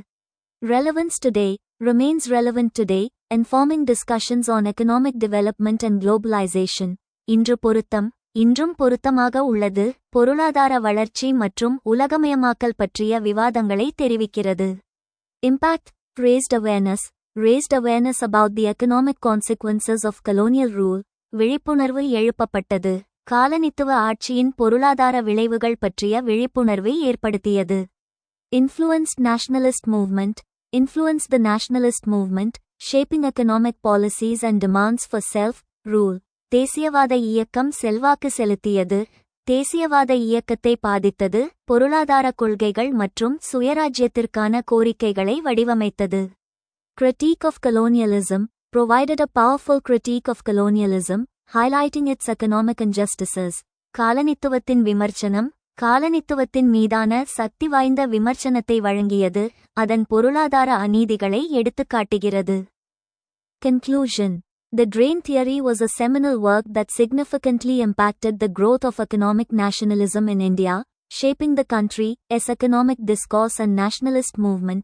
இந்தியாவில் பொருளாதார தேசியவாதத்தின் வளர்ச்சியை கணிசமாக பாதித்து நாட்டின் பொருளாதார சொற்பொழிவு மற்றும் தேசியவாத இயக்கத்தை வடிவமைத்த ஒரு முக்கிய படைப்பாக வடிகால் கோட்பாடு இருந்தது.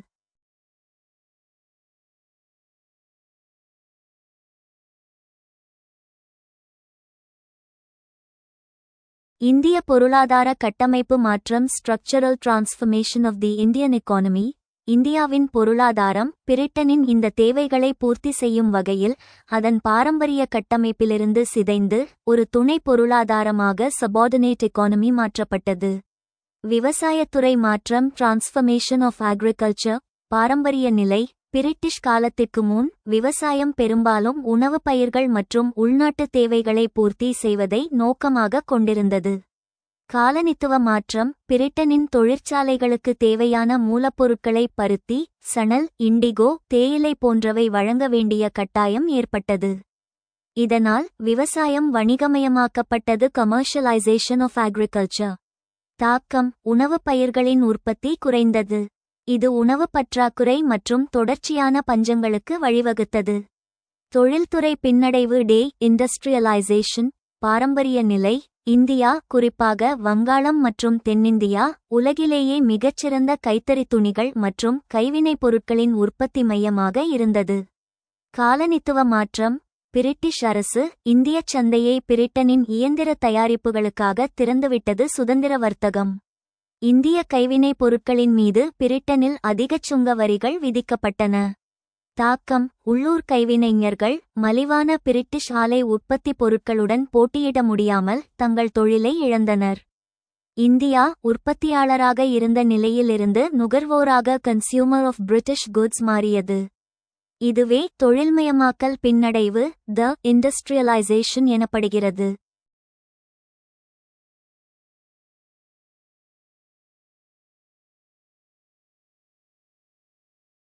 உள்கட்டமைப்பு மற்றும் போக்குவரத்து இன்ஃப்ராஸ்ட்ரக்சர் அண்ட் டிரான்ஸ்போர்ட்.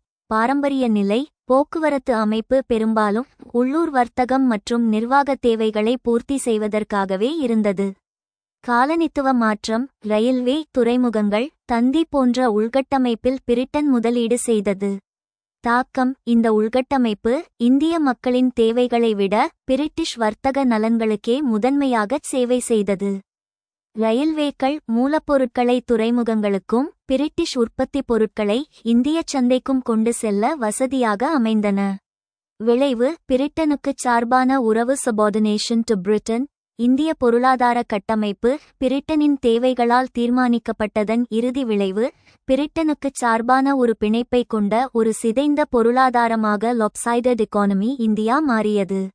பொருளாதாரச் சார்புநிலை இந்தியா தனது வர்த்தகம், முதலீடு மற்றும் தொழில்நுட்பத்திற்கு பிரிட்டனை சார்ந்திருக்க வேண்டியிருந்தது.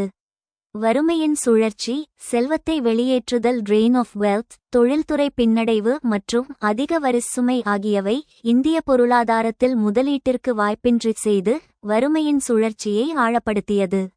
வளர்ச்சியின்மை பிரிட்டனின் கட்டுப்பாட்டின் கீழ் இந்தியா தனது தொழில்துறை மற்றும் தொழில்நுட்ப வளர்ச்சிக்கான உள்நாட்டு மூலதனத்தை உருவாக்க முடியாமல் வளர்ச்சி தேக்கமடைந்தது.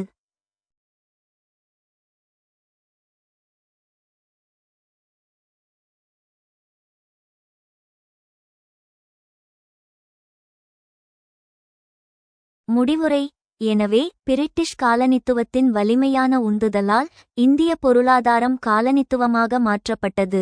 அதன் கட்டமைப்பு பிரிட்டனின் வேகமாக வளர்ந்து வரும் தொழில்துறை பொருளாதாரத்தின் தேவைகளால் தீர்மானிக்கப்பட்டது என்ற கூற்று முற்றிலும் உண்மையாகும். காலனித்துவ ஆட்சியின் மூலம் இந்தியாவின் பொருளாதாரம் சுயசார்பை இழந்தது மட்டுமல்லாமல் பிரிட்டனின் மூலப்பொருட்கள் வழங்குனராகவும் சந்தையாகவும் மாறியது. Under the forceful thrust of British colonialism, Indian economy was transformed into a colonial one, the structure of which was determined by the requirements of Britain's fast-developing industrial economy. Examine. British காலனித்துவத்தின் வலிமையான உந்துதலால் இந்திய பொருளாதாரம் காலனித்துவமாக மாற்றப்பட்டது. அதன் கட்டமைப்பு பிரிட்டனின் வேகமாக வளர்ந்து வரும் தொழில்துறை பொருளாதாரத்தின் தேவைகளால் தீர்மானிக்கப்பட்டது. ஆராயுங்கள். டிரான்ஸ்ஃபர்மேஷன் ஆஃப் இந்தியன் எக்கானமி இந்திய பொருளாதாரத்தின் மாற்றம். கலோனியல் எக்கானமி காலனித்துவ பொருளாதாரம். Colonial character. British rule reorganized India's economy not for Indian needs but to serve Britain's industrial growth. India became a supplier of raw materials and a consumer of British goods. காலனித்துவ தன்மை British ஆட்சி இந்தியாவின் பொருளாதாரத்தை இந்திய தேவைகளுக்காக அல்ல, மாறாக பிரிட்டனின் தொழில்துறை வளர்ச்சிக்கு சேவை செய்வதற்காக மறுசீரமைத்தது. இந்தியா மூலப்பொருட்களின் சப்ளையராகவும் பிரிட்டிஷ் பொருட்களின் நுகர்வோராகவும் மாறியது. Transformed Indian economy transformed the Indian economy into a colonial economy, serving British interests. இந்திய பொருளாதாரத்தை மாற்றியமைத்தது பிரிட்டிஷ் நலன்களுக்கு சேவை செய்யும் வகையில் இந்திய பொருளாதாரத்தை காலனித்துவ பொருளாதாரமாக மாற்றியது. Determined by British needs. The structure of the economy was determined by the requirements of Britain's industrial economy. British தேவைகளால் தீர்மானிக்கப்பட்டது. பொருளாதாரத்தின் கட்டமைப்பு பிரிட்டனின் தொழில்துறை பொருளாதாரத்தின் தேவைகளால் தீர்மானிக்கப்பட்டது.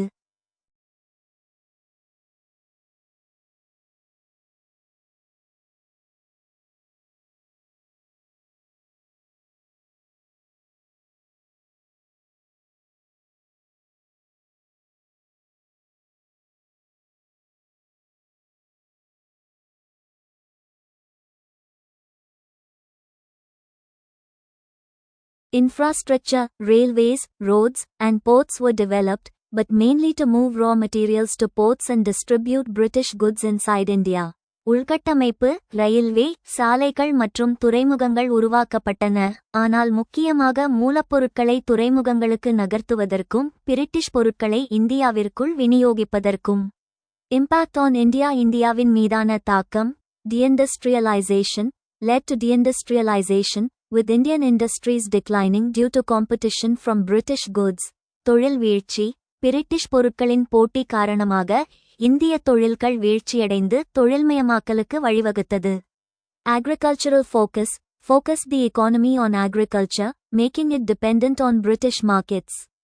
Land revenue systems, permanent settlement, Rayatwari, Mahalwari were designed to extract maximum revenue, creating landlordism and peasant exploitation. Agriculture shifted from food crops to cash crops. Cotton, indigo, jute, tea, opium demanded by British industries. விவசாய கவனம் விவசாயத்தில் பொருளாதாரத்தை மையப்படுத்தியது, அது British சந்தைகளைச் சார்ந்ததாக மாற்றியது. நில வருவாய் அமைப்புகள் நிரந்தர குடியேற்றம், ரயோத்வாரி, மஹால்வாரி அதிகபட்ச வருவாயை பெறுவதற்காக வடிவமைக்கப்பட்டன, இது நிலப்பிரபுத்துவத்தையும் விவசாயிகளின் சுரண்டலையும் உருவாக்கியது. விவசாயம் உணவுப் பயிர்களிலிருந்து பிரிட்டிஷ் தொழில்களால் கோரப்பட்ட பண பயிர்களுக்கு பருத்தி, இண்டிகோ, சணல், தேயிலை, அபின் மாறியது. Drain of wealth, India's surplus taxes, revenues, raw materials, salaries of British officials was drained to England without reinvestment, leading to poverty. செல்வம் வடித்தல், இந்தியாவின் உபரி வரி, வருவாய், மூலப்பொருட்கள், பிரிட்டிஷ் அதிகாரிகளின் சம்பளம் மறுமுதலீடு செய்யாமல் இங்கிலாந்துக்கு கொண்டு செல்லப்பட்டது, இது வறுமைக்கு வழிவகுத்தது. Economic dependence created economic dependence on Britain, limiting India's economic autonomy. பொருளாதார சார்பு, பிரிட்டனை பொருளாதார ரீதியாகச் சார்ந்திருப்பதை உருவாக்கியது, இந்தியாவின் பொருளாதார சுயாட்சியை கட்டுப்படுத்தியது. Conclusion. The Indian economy was really transformed into a colonial economy under British rule, with its structure determined by British economic needs. British ஆட்சியின் கீழ் இந்திய பொருளாதாரம் உண்மையில் ஒரு காலனித்துவ பொருளாதாரமாக மாற்றப்பட்டது, அதன் கட்டமைப்பு பிரிட்டிஷ் பொருளாதார தேவைகளால் தீர்மானிக்கப்பட்டது.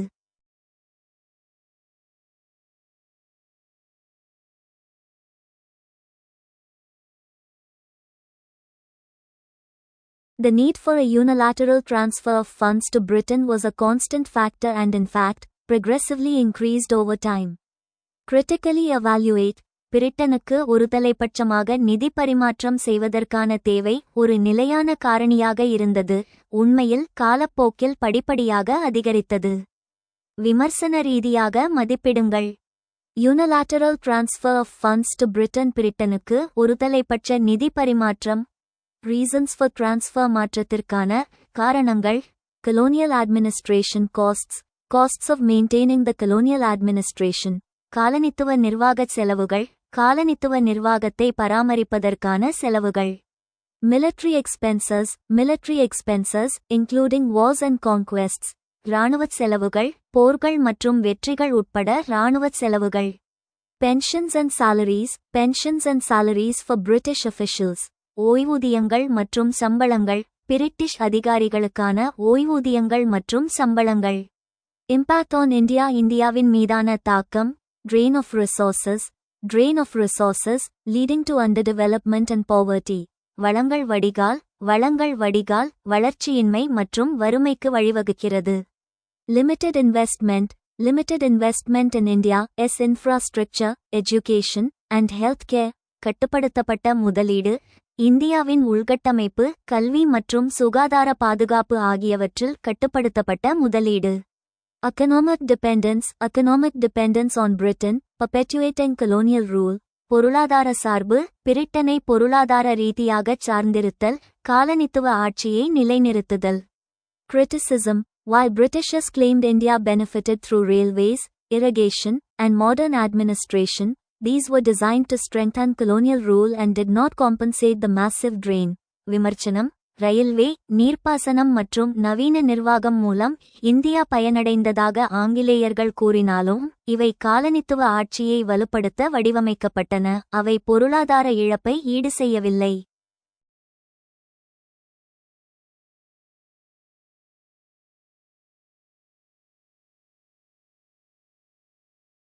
Conclusion. The unilateral transfer of funds from India to Britain was a constant feature of colonial rule, with significant and far-reaching consequences for India's economy and development. இந்தியாவிலிருந்து பிரிட்டனுக்கு ஒருதலைப்பட்ச நிதி பரிமாற்றம் காலனித்துவ ஆட்சியின் ஒரு நிலையான அம்சமாகும். இது இந்தியாவின் பொருளாதாரம் மற்றும் வளர்ச்சிக்கு குறிப்பிடத்தக்க மற்றும் நீண்டகால விளைவுகளை ஏற்படுத்தியது. செல்வ வெளியேற்றத்தின் நிலையான காரணி the constant factor of the drain. ஒருதலைப்பட்சமான நிதி பரிமாற்றம் என்பது பிரிட்டிஷ் ஆட்சியின் ஆரம்பம் முதல் இறுதி வரை இந்தியாவின் மீதான காலனித்துவ உறவின் அடிப்படை நிலையான காரணியாக இருந்தது. இது ஒரு தற்காலிக நடவடிக்கை அல்ல, மாறாக அரசின் அமைப்பு சார்ந்த கொள்கையாகும். வரி வருவாயால் பணம் செலுத்துதல். 1765இல் திவானி உரிமையை பெற்ற பிறகு கிழக்கிந்திய கம்பெனி தனது வர்த்தக பொருட்களை வாங்க பிரிட்டனிலிருந்து தங்கம் அல்லது வெள்ளியை கொண்டுவருவதை நிறுத்தியது. மாறாக வங்காளத்தில் வசூலித்த நில வருவாயையே பயன்படுத்தியது. விமர்சனம்: இது ஒருதலைப்பட்சமான நிதி பரிமாற்றம் ஆகும்.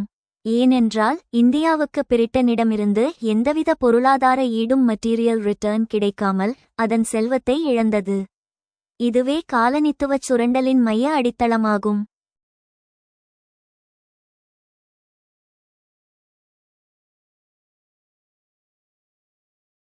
பொருளாதார கொள்கையின் நோக்கம்: பிரிட்டிஷ் வர்த்தக மூலதனம் 1757 முதல் 1813 வரை, தொழில்துறை மூலதனம் 1813 முதல் 1858 வரை மற்றும் நிதி மூலதனம் 1858 முதல் 1947 வரை என ஒவ்வொரு கட்டத்திலும் இந்தியாவின் பொருளாதாரம் பிரிட்டனின் தேவைகளை பூர்த்தி செய்வதை நோக்கமாக கொண்டிருந்தது.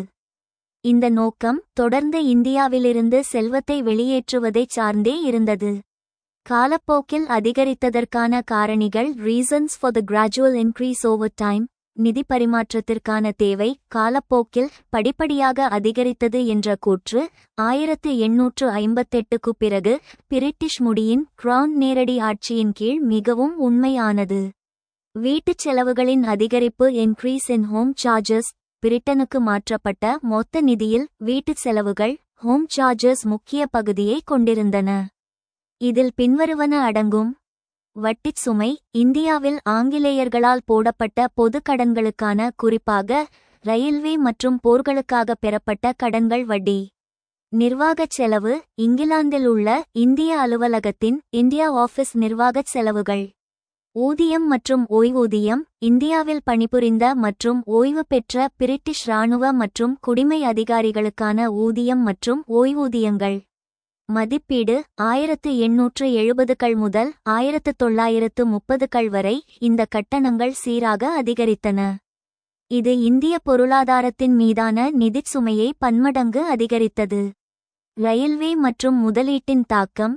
பிரிட்டிஷ் ராஜ்ஜியம் இந்தியாவில் ரயில்வே மற்றும் நீர்ப்பாசன திட்டங்களில் பிரிட்டனிலிருந்து மூலதனத்தை முதலீடு செய்தது.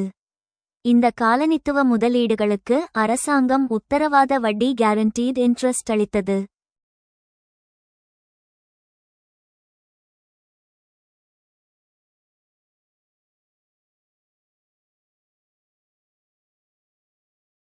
விமர்சனம்: முதலீடுகள் இலாபம் ஈட்டினாலும் ஈட்டாவிட்டாலும் இந்திய வரி செலுத்துவோரின் பணம் பிரிட்டிஷ் முதலீட்டாளர்களுக்கு வட்டியாக கொடுக்கப்பட்டது. இது பிரிட்டனுக்கு ஒரு நிலையான மற்றும் அதிகரித்த நிதி பரிமாற்றத்திற்கு வழிவகுத்தது. நாணயக் கொள்கையின் பாதிப்பு. பிரிட்டிஷ் அரசு ரூபாயின் மதிப்பை இங்கிலாந்து நாணயமான பவுண்டுடன் இணைத்ததால், குறிப்பாக 1890களில் தங்கத் தரநிலை அறிமுகப்படுத்தப்பட்ட பிறகு இந்திய வர்த்தகர்களுக்கும் வரி செலுத்துவோருக்கும் இழப்பு ஏற்பட்டது. தாக்கம். ரூபாயின் மதிப்பு குறைந்ததால் பிரிட்டனுக்கு செலுத்த வேண்டிய வீட்டுச் செலவுகள் மற்றும் பிற கட்டணங்களை ஈடுகட்ட இந்திய அரசு அதிக ரூபாய்களை செலவிட வேண்டியிருந்தது. இதுவும் நிதி பரிமாற்றத்தை அதிகரித்தது. முடிவுரை. விமர்சன தீர்ப்பு. பிரிட்டனுக்கு ஒருதலைப்பட்சமாக நிதி பரிமாற்றம் செய்வதற்கான தேவை ஒரு நிலையான காரணியாக இருந்தது, உண்மையில் காலப்போக்கில் படிப்படியாக அதிகரித்தது என்ற கூற்று பின்வரும் காரணங்களால் சரியானதும் வரலாற்று ரீதியாக நிறுவப்பட்டதும் ஆகும். நிலைத்தன்மை. செல்வ வெளியேற்றம் என்பது ஒரு கொள்கை ரீதியான முடிவு, அது காலனித்துவத்தின் அடிப்படை நோக்கத்தை நிலைநிறுத்தியது.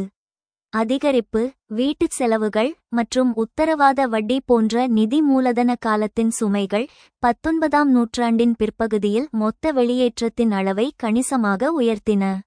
இந்தச் சுரண்டலின் விளைவாக இந்தியா மூலதனத்தை திரட்டவோ அல்லது தொழில்துறையில் முதலீடு செய்யவோ முடியாமல் வறுமையில் ஆழப்பட்டது.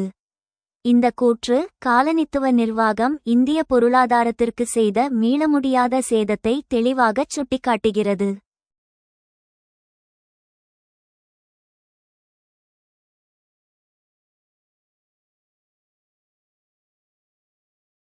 மேலாண்மை முகமை அமைப்பின் தோற்றம் மற்றும் அமைப்பு. இந்த அமைப்பு முதன்முதலில் வங்காளத்தில் கிழக்கிந்திய கம்பெனியின் EIC வர்த்தக அமைப்புகளின் தொடர்ச்சியாக உருவானது. இது ஒரு சட்டப்பூர்வ அமைப்பாகச் செயல்பட்டது.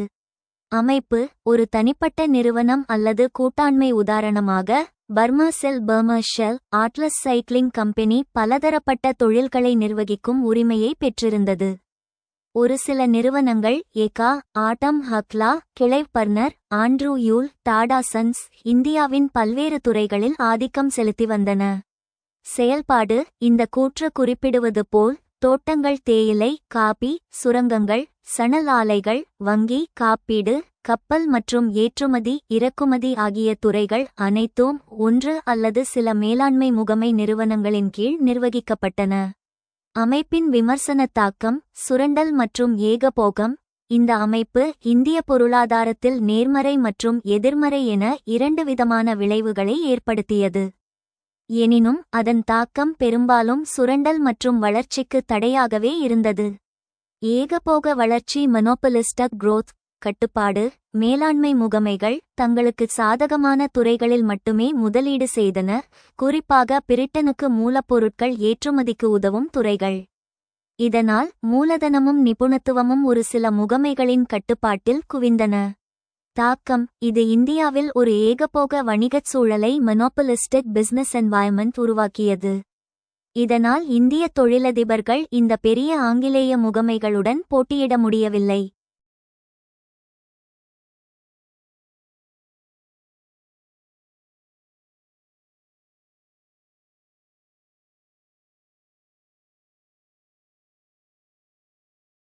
நிதிச் சுரண்டல் ஃபைனான்ஷியல் எக்ஸ்ப்ளாய்டேஷன். உயர்கட்டணங்கள். இந்த முகமைகள் நிர்வகிக்கும் நிறுவனங்களின் இலாபத்தை விட தங்கள் நிர்வாகத்திற்காகவும் அலுவலகச் செலவுகளுக்காகவும் விற்பனைச் செலவுகளுக்காகவும் அதிக சதவீதத்தில் கமிஷனை பெற்றன. தாக்கம் நிர்வகிக்கப்படும் நிறுவனங்கள் குறைந்த இலாபம் ஈட்டினாலும் கூட மேலாண்மை முகமைகள் நிலையான மற்றும் பெரிய இலாபத்தை பெற்றன. இதுவே இந்திய பணத்தை கம்பெனி இலாபமாக பிரிட்டனுக்கு வெளியேற்றும் ஒரு சட்டப்பூர்வமான வழியாக அமைந்தது. மூலதனச் சந்தையில் தாக்கம். மூலதன திரட்டல். நிர்வகிக்கப்படும் நிறுவனங்களுக்கான மூலதனத்தை மேலாண்மை முகமைகள் நிதியாண்டில் திரட்டும் பொறுப்பை கொண்டிருந்தன. தாக்கம் வங்கிகள் மற்றும் காப்பீட்டுத் துறைகளை கட்டுப்படுத்தியதன் மூலம் இந்த கம்பெனிகள் நிதி நிறுவனங்களின் கடன்களை தங்களுக்கு சாதகமான மற்றும் பிரிட்டிஷ் நலன்களை பூர்த்தி செய்யும் திட்டங்களில் மட்டுமே பயன்படுத்தின. இந்திய தொழிலதிபர்களுக்கு கடன் கிடைப்பது கடினமானது. தொழில்துறை சமநிலையின்மை lopsided industrial growth. இந்த அமைப்பு இந்தியாவின் நவீன தொழில்களின் வளர்ச்சி சீரற்றதாக இருப்பதற்கு காரணமாக அமைந்தது. சணல் ஆலைகள், நிலக்கரிச் சுரங்கங்கள் மற்றும் தேயிலை தோட்டங்கள் அனைத்தும் ஏற்றுமதியை அடிப்படையாக கொண்டவை அதிக வளர்ச்சி அடைந்தன. தாக்கம் ஆனால் மூலதன பொருட்கள் கேபிட்டல் குட்ஸ், கனரக தொழில் மற்றும் இயந்திர தொழில் போன்ற இந்திய பொருளாதாரத்தின் சுயசார்புக்கு தேவையான துறைகள் புறக்கணிக்கப்பட்டன. இந்திய மேலாண்மை முகமைகளின் பங்கு. The role of Indian managing agencies.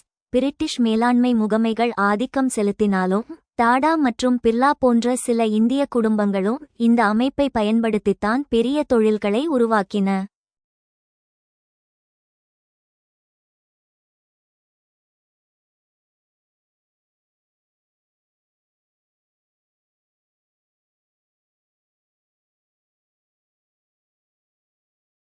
நேர்மறை பங்கு. இந்திய மேலாண்மை முகமைகள் இந்தியாவில் இரும்பை தயாரித்தல், டிஸ்கோ மற்றும் பிற கனரக தொழில்களை நிறுவுவதன் மூலம் இந்தியாவின் தொழில்மயமாக்கலுக்கு இண்டஸ்ட்ரியலைசேஷன் ஒரு அடித்தளத்தை வழங்கின. முடிவுரை மேலாண்மை முகமை அமைப்பு என்பது பிரிட்டிஷ் காலனித்துவத்தின் கீழ் இந்தியாவின் நவீன தொழில்துறையை கட்டுப்படுத்தவும் சுரண்டவும் பயன்படுத்தப்பட்ட ஒரு சக்தி வாய்ந்த மற்றும் ஒருங்கிணைந்த அமைப்பாகும். இந்த அமைப்பு சில உள்கட்டமைப்பு மற்றும் தொழில்துறை வளர்ச்சிக்கு உதவியது என்றாலும் அதன் செயல்பாடுகள் பெரும்பாலும் ஏகபோக சுரண்டல், நிதி முறைகேடுகள் மற்றும் இலாபத்தை இங்கிலாந்துக்கு மாற்றுதல் ஆகியவற்றையே நோக்கமாக கொண்டிருந்தன. இதனால் ஒரு சில பிரிட்டிஷ் கம்பெனிகள் செழித்தாலும் ஒட்டுமொத்த இந்திய பொருளாதார வளர்ச்சி தடுக்கப்பட்டதுடன் நாட்டின் மூலதனம் வெளியேறுவது சட்டப்பூர்வமாக உறுதிப்படுத்தப்பட்டது. Plantations and mines, jute mills, banking, insurance, shipping and import concerns in India were run through a system of interlocking managing agencies. Critically examine. இந்தியாவில் தோட்டங்கள் மற்றும் சுரங்கங்கள், சணல் ஆலைகள், வங்கி, காப்பீடு, கப்பல் மற்றும் ஏற்றுமதி இறக்குமதி நிறுவனங்கள் ஒன்றோடொன்று இணைக்கப்பட்ட மேலாண்மை முகமைகளின் அமைப்பு மூலம் நடத்தப்பட்டன. விமர்சன ரீதியாக ஆராயுங்கள். Managing Agencies in India. இந்தியாவில் மேலாண்மை முகமைகள். The managing agency system played a significant role in India's economy during the colonial era. காலனித்துவ காலத்தில் இந்தியாவின் பொருளாதாரத்தில் மேலாண்மை முகமை அமைப்பு குறிப்பிடத்தக்க பங்கை கொண்டிருந்தது.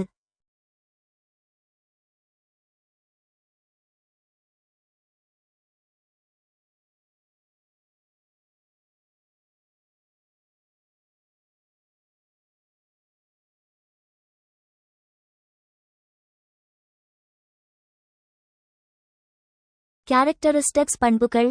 Interlocking managing agencies.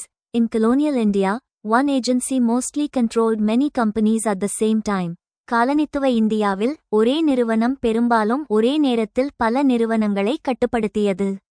Control over industries. Managed various industries, including plantations, mines, jute mills, and banking. தொழில்களின் மீதான கட்டுப்பாடு தோட்டங்கள், சுரங்கங்கள், சணல் ஆலைகள் மற்றும் வங்கி உள்ளிட்ட பல்வேறு தொழில்களை நிர்வகித்தது. Impact. Facilitated investment and entrepreneurship in India. எளிதாக்கப்பட்ட முதலீடு இந்தியாவில் முதலீடு மற்றும் தொழில்முனைவை எளிதாக்கியது. Concentrated economic power in the hands of a few agencies and individuals. செறிவாக்கப்பட்ட பொருளாதார சக்தி ஒரு சில நிறுவனங்கள் மற்றும் தனிநபர்களின் கைகளில் செறிவூட்டப்பட்ட பொருளாதார சக்தி. Limited opportunities for Indian entrepreneurs and businesses. கட்டுப்படுத்தப்பட்ட வாய்ப்புகள் இந்திய தொழில்முனைவோர் மற்றும் வணிகங்களுக்கு கட்டுப்படுத்தப்பட்ட வாய்ப்புகள். Critical evaluation. While the managing agency system provided initial organizational strength to India's modern industries, it became a colonial mechanism of control and exploitation. By creating a tightly interlocked economic structure, it stifled healthy industrial growth and left India dependent on foreign agency houses until its abolition after independence. Managing agencies were legally abolished in 1970. Managing agency system ஆரம்பத்தில் தொழில்களுக்கு அடித்தளமாயிருந்தாலும் அது பின்னர் காலனித்துவ சுரண்டல் கருவியாக மாறியது. Interlocking network காரணமாக சுயமான தொழில்துறை வளர்ச்சி தடைப்பட்டது. சுதந்திரத்திற்கு பின் 1970 மேனேஜிங் ஏஜென்சி சிஸ்டம் சட்டப்படி ரத்து செய்யப்பட்டது. Conclusion. The managing agency system was a dominant feature of India's economy during the colonial era, shaping the country's industrial and economic development. காலனித்துவ காலத்தில் இந்தியாவின் பொருளாதாரத்தில் மேலாண்மை முகமை அமைப்பு ஒரு ஆதிக்கம் செலுத்தும் அம்சமாக இருந்தது. இது நாட்டின் தொழில்துறை மற்றும் பொருளாதார வளர்ச்சியை வடிவமைத்தது.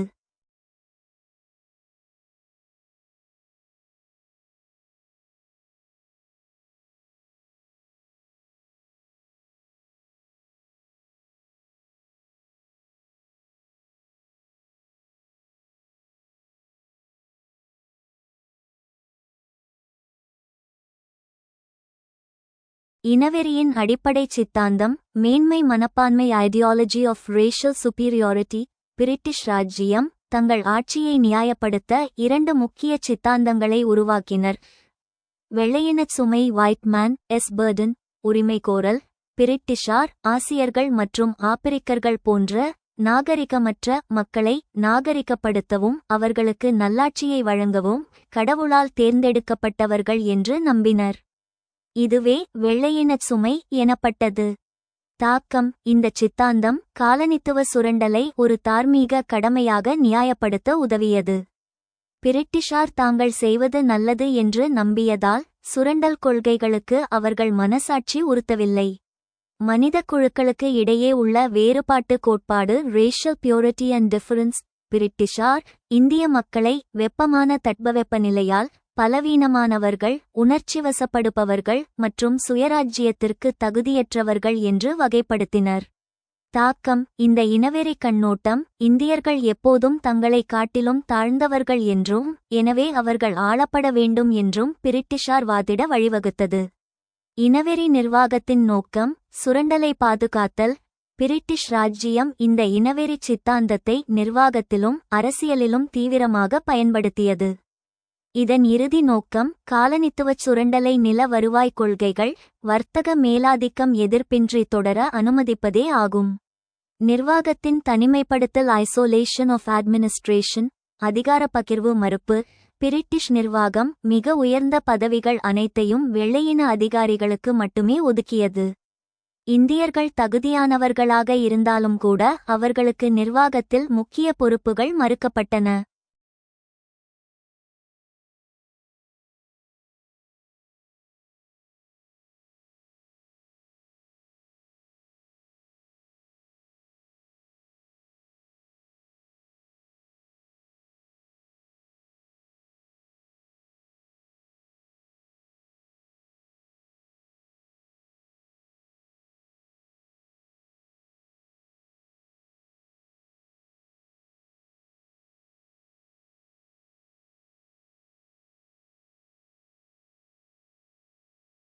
தாக்கம்: முக்கியமான கொள்கை முடிவுகள் இந்தியர்களின் நலன்களை பாதிக்காதவாறு பிரிட்டிஷ் அதிகாரிகளின் கட்டுப்பாட்டில் இருப்பது உறுதி செய்யப்பட்டது.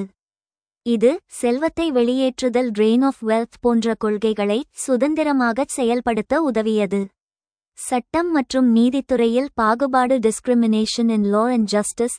இரண்டு விதமான நீதி. பிரிட்டிஷ் குடிமக்கள் இந்திய சட்ட அதிகாரிகளால் விசாரிக்கப்படுவதிலிருந்து விலக்கு அளிக்கப்பட்டனர். ஏகா இல்பர்ட் மசோதா இல்பர்ட் பில் சர்ச்சை. தாக்கம்: வெள்ளையின அதிகாரிகளோ அல்லது வணிகர்களோ இந்தியர்களுக்கு அநீதி இழைத்தாலும் கூட அவர்கள் தண்டிக்கப்படுவதில்லை. இது காலனித்துவ அதிகாரத்தின் கீழ் சட்டத்தால் வழங்கப்படும் பாதுகாப்பிலும் கூட இந்தியர்கள் இரண்டாம் தர குடிமக்கள் என்பதை உறுதிப்படுத்தியது. பொருளாதாரத்தில் பாகுபாடு எகனாமிக் டிஸ்கிரிமினேஷன். சலுகைகள்: ஆங்கிலேய வர்த்தக நிறுவனங்கள் மேலாண்மை முகமைகள், ரயில்வே, தேயிலை தோட்டங்கள் மற்றும் சுரங்கங்கள் போன்ற துறைகளில் ஆதிக்கம் செலுத்த அனுமதிக்கப்பட்டன. இந்திய தொழிலதிபர்களுக்குச் சந்தையில் சமமான அணுகல் மறுக்கப்பட்டது. தாக்கம்: இனவெறியை பயன்படுத்தி பிரிட்டிஷ் வணிக நலன்கள் பாதுகாக்கப்பட்டு அவர்கள் சுரண்டும் நடவடிக்கைகளை தொடர அனுமதிக்கப்பட்டனர். முடிவுரை: பிரிட்டிஷ் ராஜ்ஜியம் ஒரு ஆழமான இனவெறி அம்சத்தை கொண்டிருந்தது. அது இறுதியில் காலனித்துவ சுரண்டலை பாதுகாக்கவே இருந்தது என்ற கூற்று முற்றிலும் உண்மையாகும். இனவெறிச் சித்தாந்தம் வெள்ளையினச் சுமை பிரிட்டன் அரசு இந்தியாவுக்கு செய்யும் சேவையை நியாயப்படுத்தியது. நிர்வாக ரீதியிலான இனவெறி பாகுபாடு இந்தியர்கள் அதிகாரத்தை பெறுவதையும் பிரிட்டிஷ் சுரண்டல் கொள்கைகளை எதிர்ப்பதையும் தடுத்தது.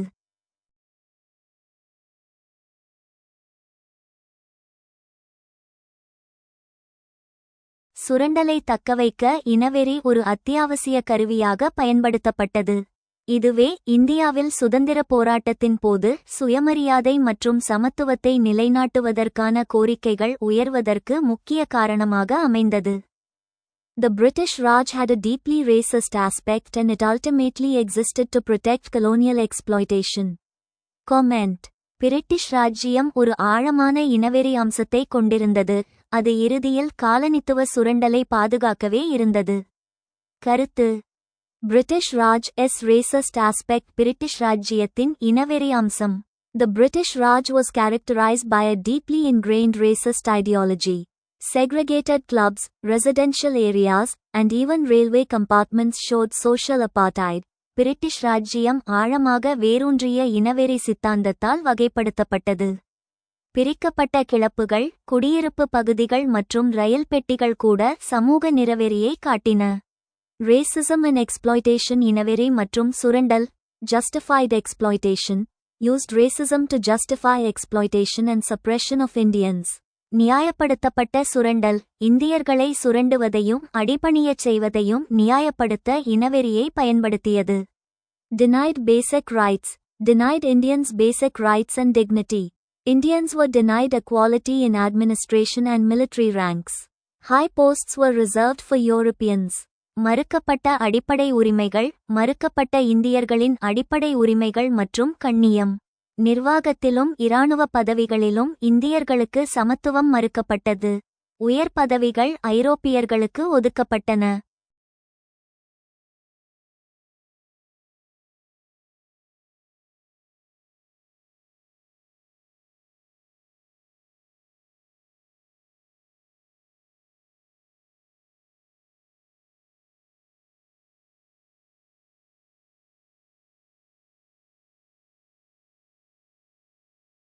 Colonial exploitation, காலனித்துவ சுரண்டல். Economic exploitation, economic exploitation of India's resources and labor. Famines aid 1876 முதல் 78 வரை were worsened because export of food grains continued even when Indians starved. பொருளாதார சுரண்டல், இந்தியாவின் வளங்கள் மற்றும் உழைப்பின் பொருளாதார சுரண்டல். இந்தியர்கள் பட்டினியால் வாடியபோதும் உணவு தானிய ஏற்றுமதி தொடர்ந்ததால் பஞ்சங்கள் ஏக்கா 1876 முதல் 78 வரை மோசமடைந்தன. Maintenance of power, maintenance of British power and control. Laws and policies often carried a racial bias. Ilbert Bill controversy of 1883, where Europeans opposed being tried by Indian judges. அதிகாரத்தை பராமரித்தல், பிரிட்டிஷ் அதிகாரத்தையும் கட்டுப்பாட்டையும் பராமரித்தல். சட்டங்களும் கொள்கைகளும் பெரும்பாலும் இனச்சார்புகளை கொண்டிருந்தன. எகா 1883 இல்பர்ட் பில் சர்ச்சை, இதில் ஐரோப்பியர்கள் இந்திய நீதிபதிகளால் விசாரிக்கப்படுவதை எதிர்த்தனர். Conclusion. The British Raj's racist aspect was a fundamental aspect of its existence, enabling colonial exploitation and suppression. British ராஜ்ஜியத்தின் இனவெறி அம்சம் அதன் இருப்பின் ஒரு அடிப்படை அம்சமாகும், இது காலனித்துவ சுரண்டலையும் அடிபணியச் செய்வதையும் செயல்படுத்துகிறது.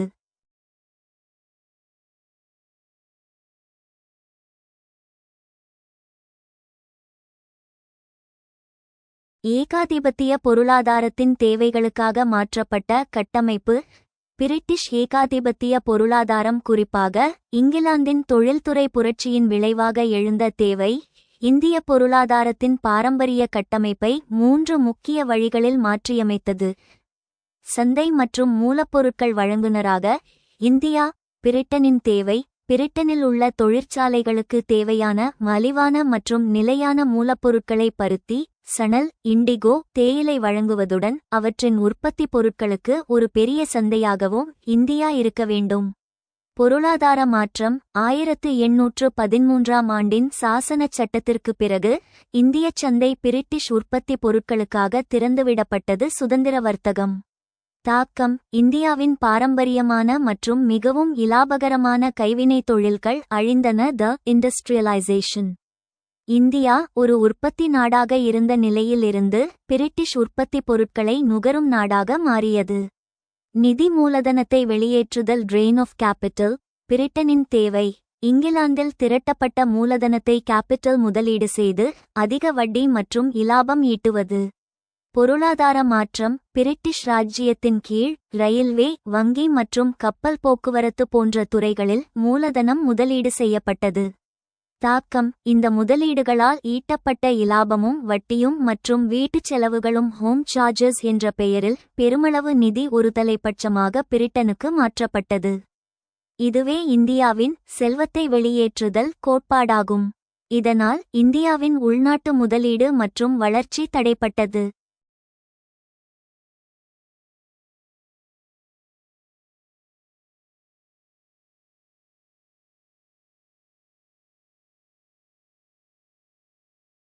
உள்கட்டமைப்பின் உருவாக்கம். பிரிட்டனின் தேவை, பிரிட்டனின் வணிக நலனை எளிதாக்க, மூலப்பொருட்களை துறைமுகங்களுக்கு விரைவாக கொண்டு செல்லவும் உற்பத்தியை பிளவுபடுத்தவும் போக்குவரத்து தேவைப்பட்டது. பொருளாதார மாற்றம். ரயில்வே, சாலைகள் மற்றும் துறைமுகங்கள் மேம்படுத்தப்பட்டன. தாக்கம். இந்த உள்கட்டமைப்பு இந்திய மக்களின் தேவைகளை விட ஏகாதிபத்திய வர்த்தக தேவைகளுக்கு முதன்மையாக பூர்த்தி செய்யும் வகையில் வடிவமைக்கப்பட்டது. சார்பு வடிவ வளர்ச்சியின்மை dependence inducing underdevelopment. British காலனித்துவ ஆட்சியின் கீழ் ஏற்பட்ட இந்த மாற்றம் இந்தியாவுக்கு சுதந்திரமான மற்றும் தன்னிறைவான வளர்ச்சியை கொடுக்கவில்லை. மாறாக அது இந்தியா பிரிட்டனைச் சார்ந்திருக்கும் தன்மையை உருவாக்கி ஒரு சார்பு வடிவ வளர்ச்சியின்மையை ஏற்படுத்தியது. ஒருதலைப்பட்சமான சார்பு யூனிலாட்டரல் டிபெண்டன்சி. சார்பு இந்தியா மூலதனம், தொழில்நுட்பம், நிர்வாகம் மற்றும் உயர்மட்ட பொருட்கள் ஆகியவற்றுக்கு பிரிட்டனைச் சார்ந்திருக்கும் நிலைக்கு தள்ளப்பட்டது.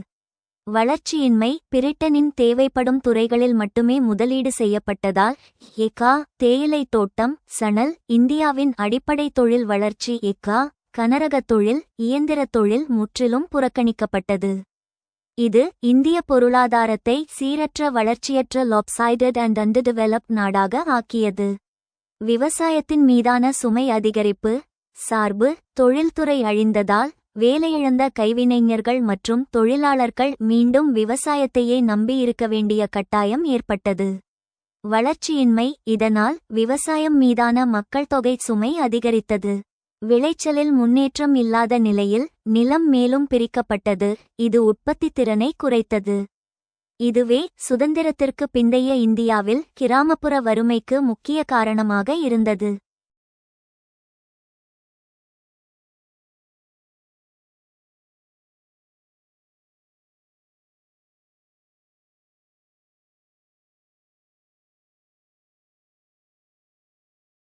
வெளி உலகை நோக்கிய மாற்றம். சார்பு இந்தியாவின் பொருளாதாரம் உள்நாட்டு தேவைகளை விட உலகச் சந்தையின் ஏற்ற இறக்கங்களுக்கு அதிக உணர்ச்சிவசப்படும் நிலைக்கு மாறியது. வளர்ச்சியின்மை இந்திய பயிர்களின் விலை உலகச் சந்தையில் சரிந்தால் அது இந்தியாவில் பஞ்சங்களுக்கும் விவசாய கடன்களுக்கும் வழிவகுத்தது. ஏகா 1929ஆம் ஆண்டின் பெரும் மந்தநிலையின் தாக்கம். முடிவுரை. எனவே பிரிட்டிஷ் காலனித்துவத்தின் வலிமையான உந்துதலால் இந்திய பொருளாதாரம் காலனித்துவமாக மாற்றப்பட்டது. அதன் கட்டமைப்பு பிரிட்டனின் வேகமாக வளர்ந்து வரும் தொழில்துறை பொருளாதாரத்தின் தேவைகளால் தீர்மானிக்கப்பட்டது என்ற கூற்று வரலாற்று ரீதியாகவும் பொருளாதார ரீதியாகவும் உறுதியானது.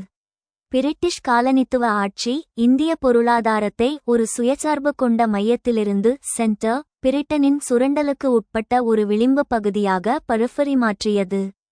இதன் விளைவாக இந்தியா சார்பு வடிவ வளர்ச்சியின்மை என்ற சிக்கலை சுமந்தவாறே சுதந்திரம் பெற்றது. Discuss the view that the British rule brought about economic changes in India to serve the needs of the imperial economy and establish a dependent form of underdevelopment in this country. British ஆட்சி இந்தியாவில் பொருளாதார மாற்றங்களை கொண்டு வந்து ஏகாதிபத்திய பொருளாதாரத்தின் தேவைகளை பூர்த்தி செய்து இந்த நாட்டில் ஒரு சார்பு வடிவ வளர்ச்சியின்மையை ஏற்படுத்தியது என்ற கருத்தை விவாதிக்கவும். British rule and economic changes in India. இந்தியாவில் பிரிட்டிஷ் ஆட்சி மற்றும் பொருளாதார மாற்றங்கள்.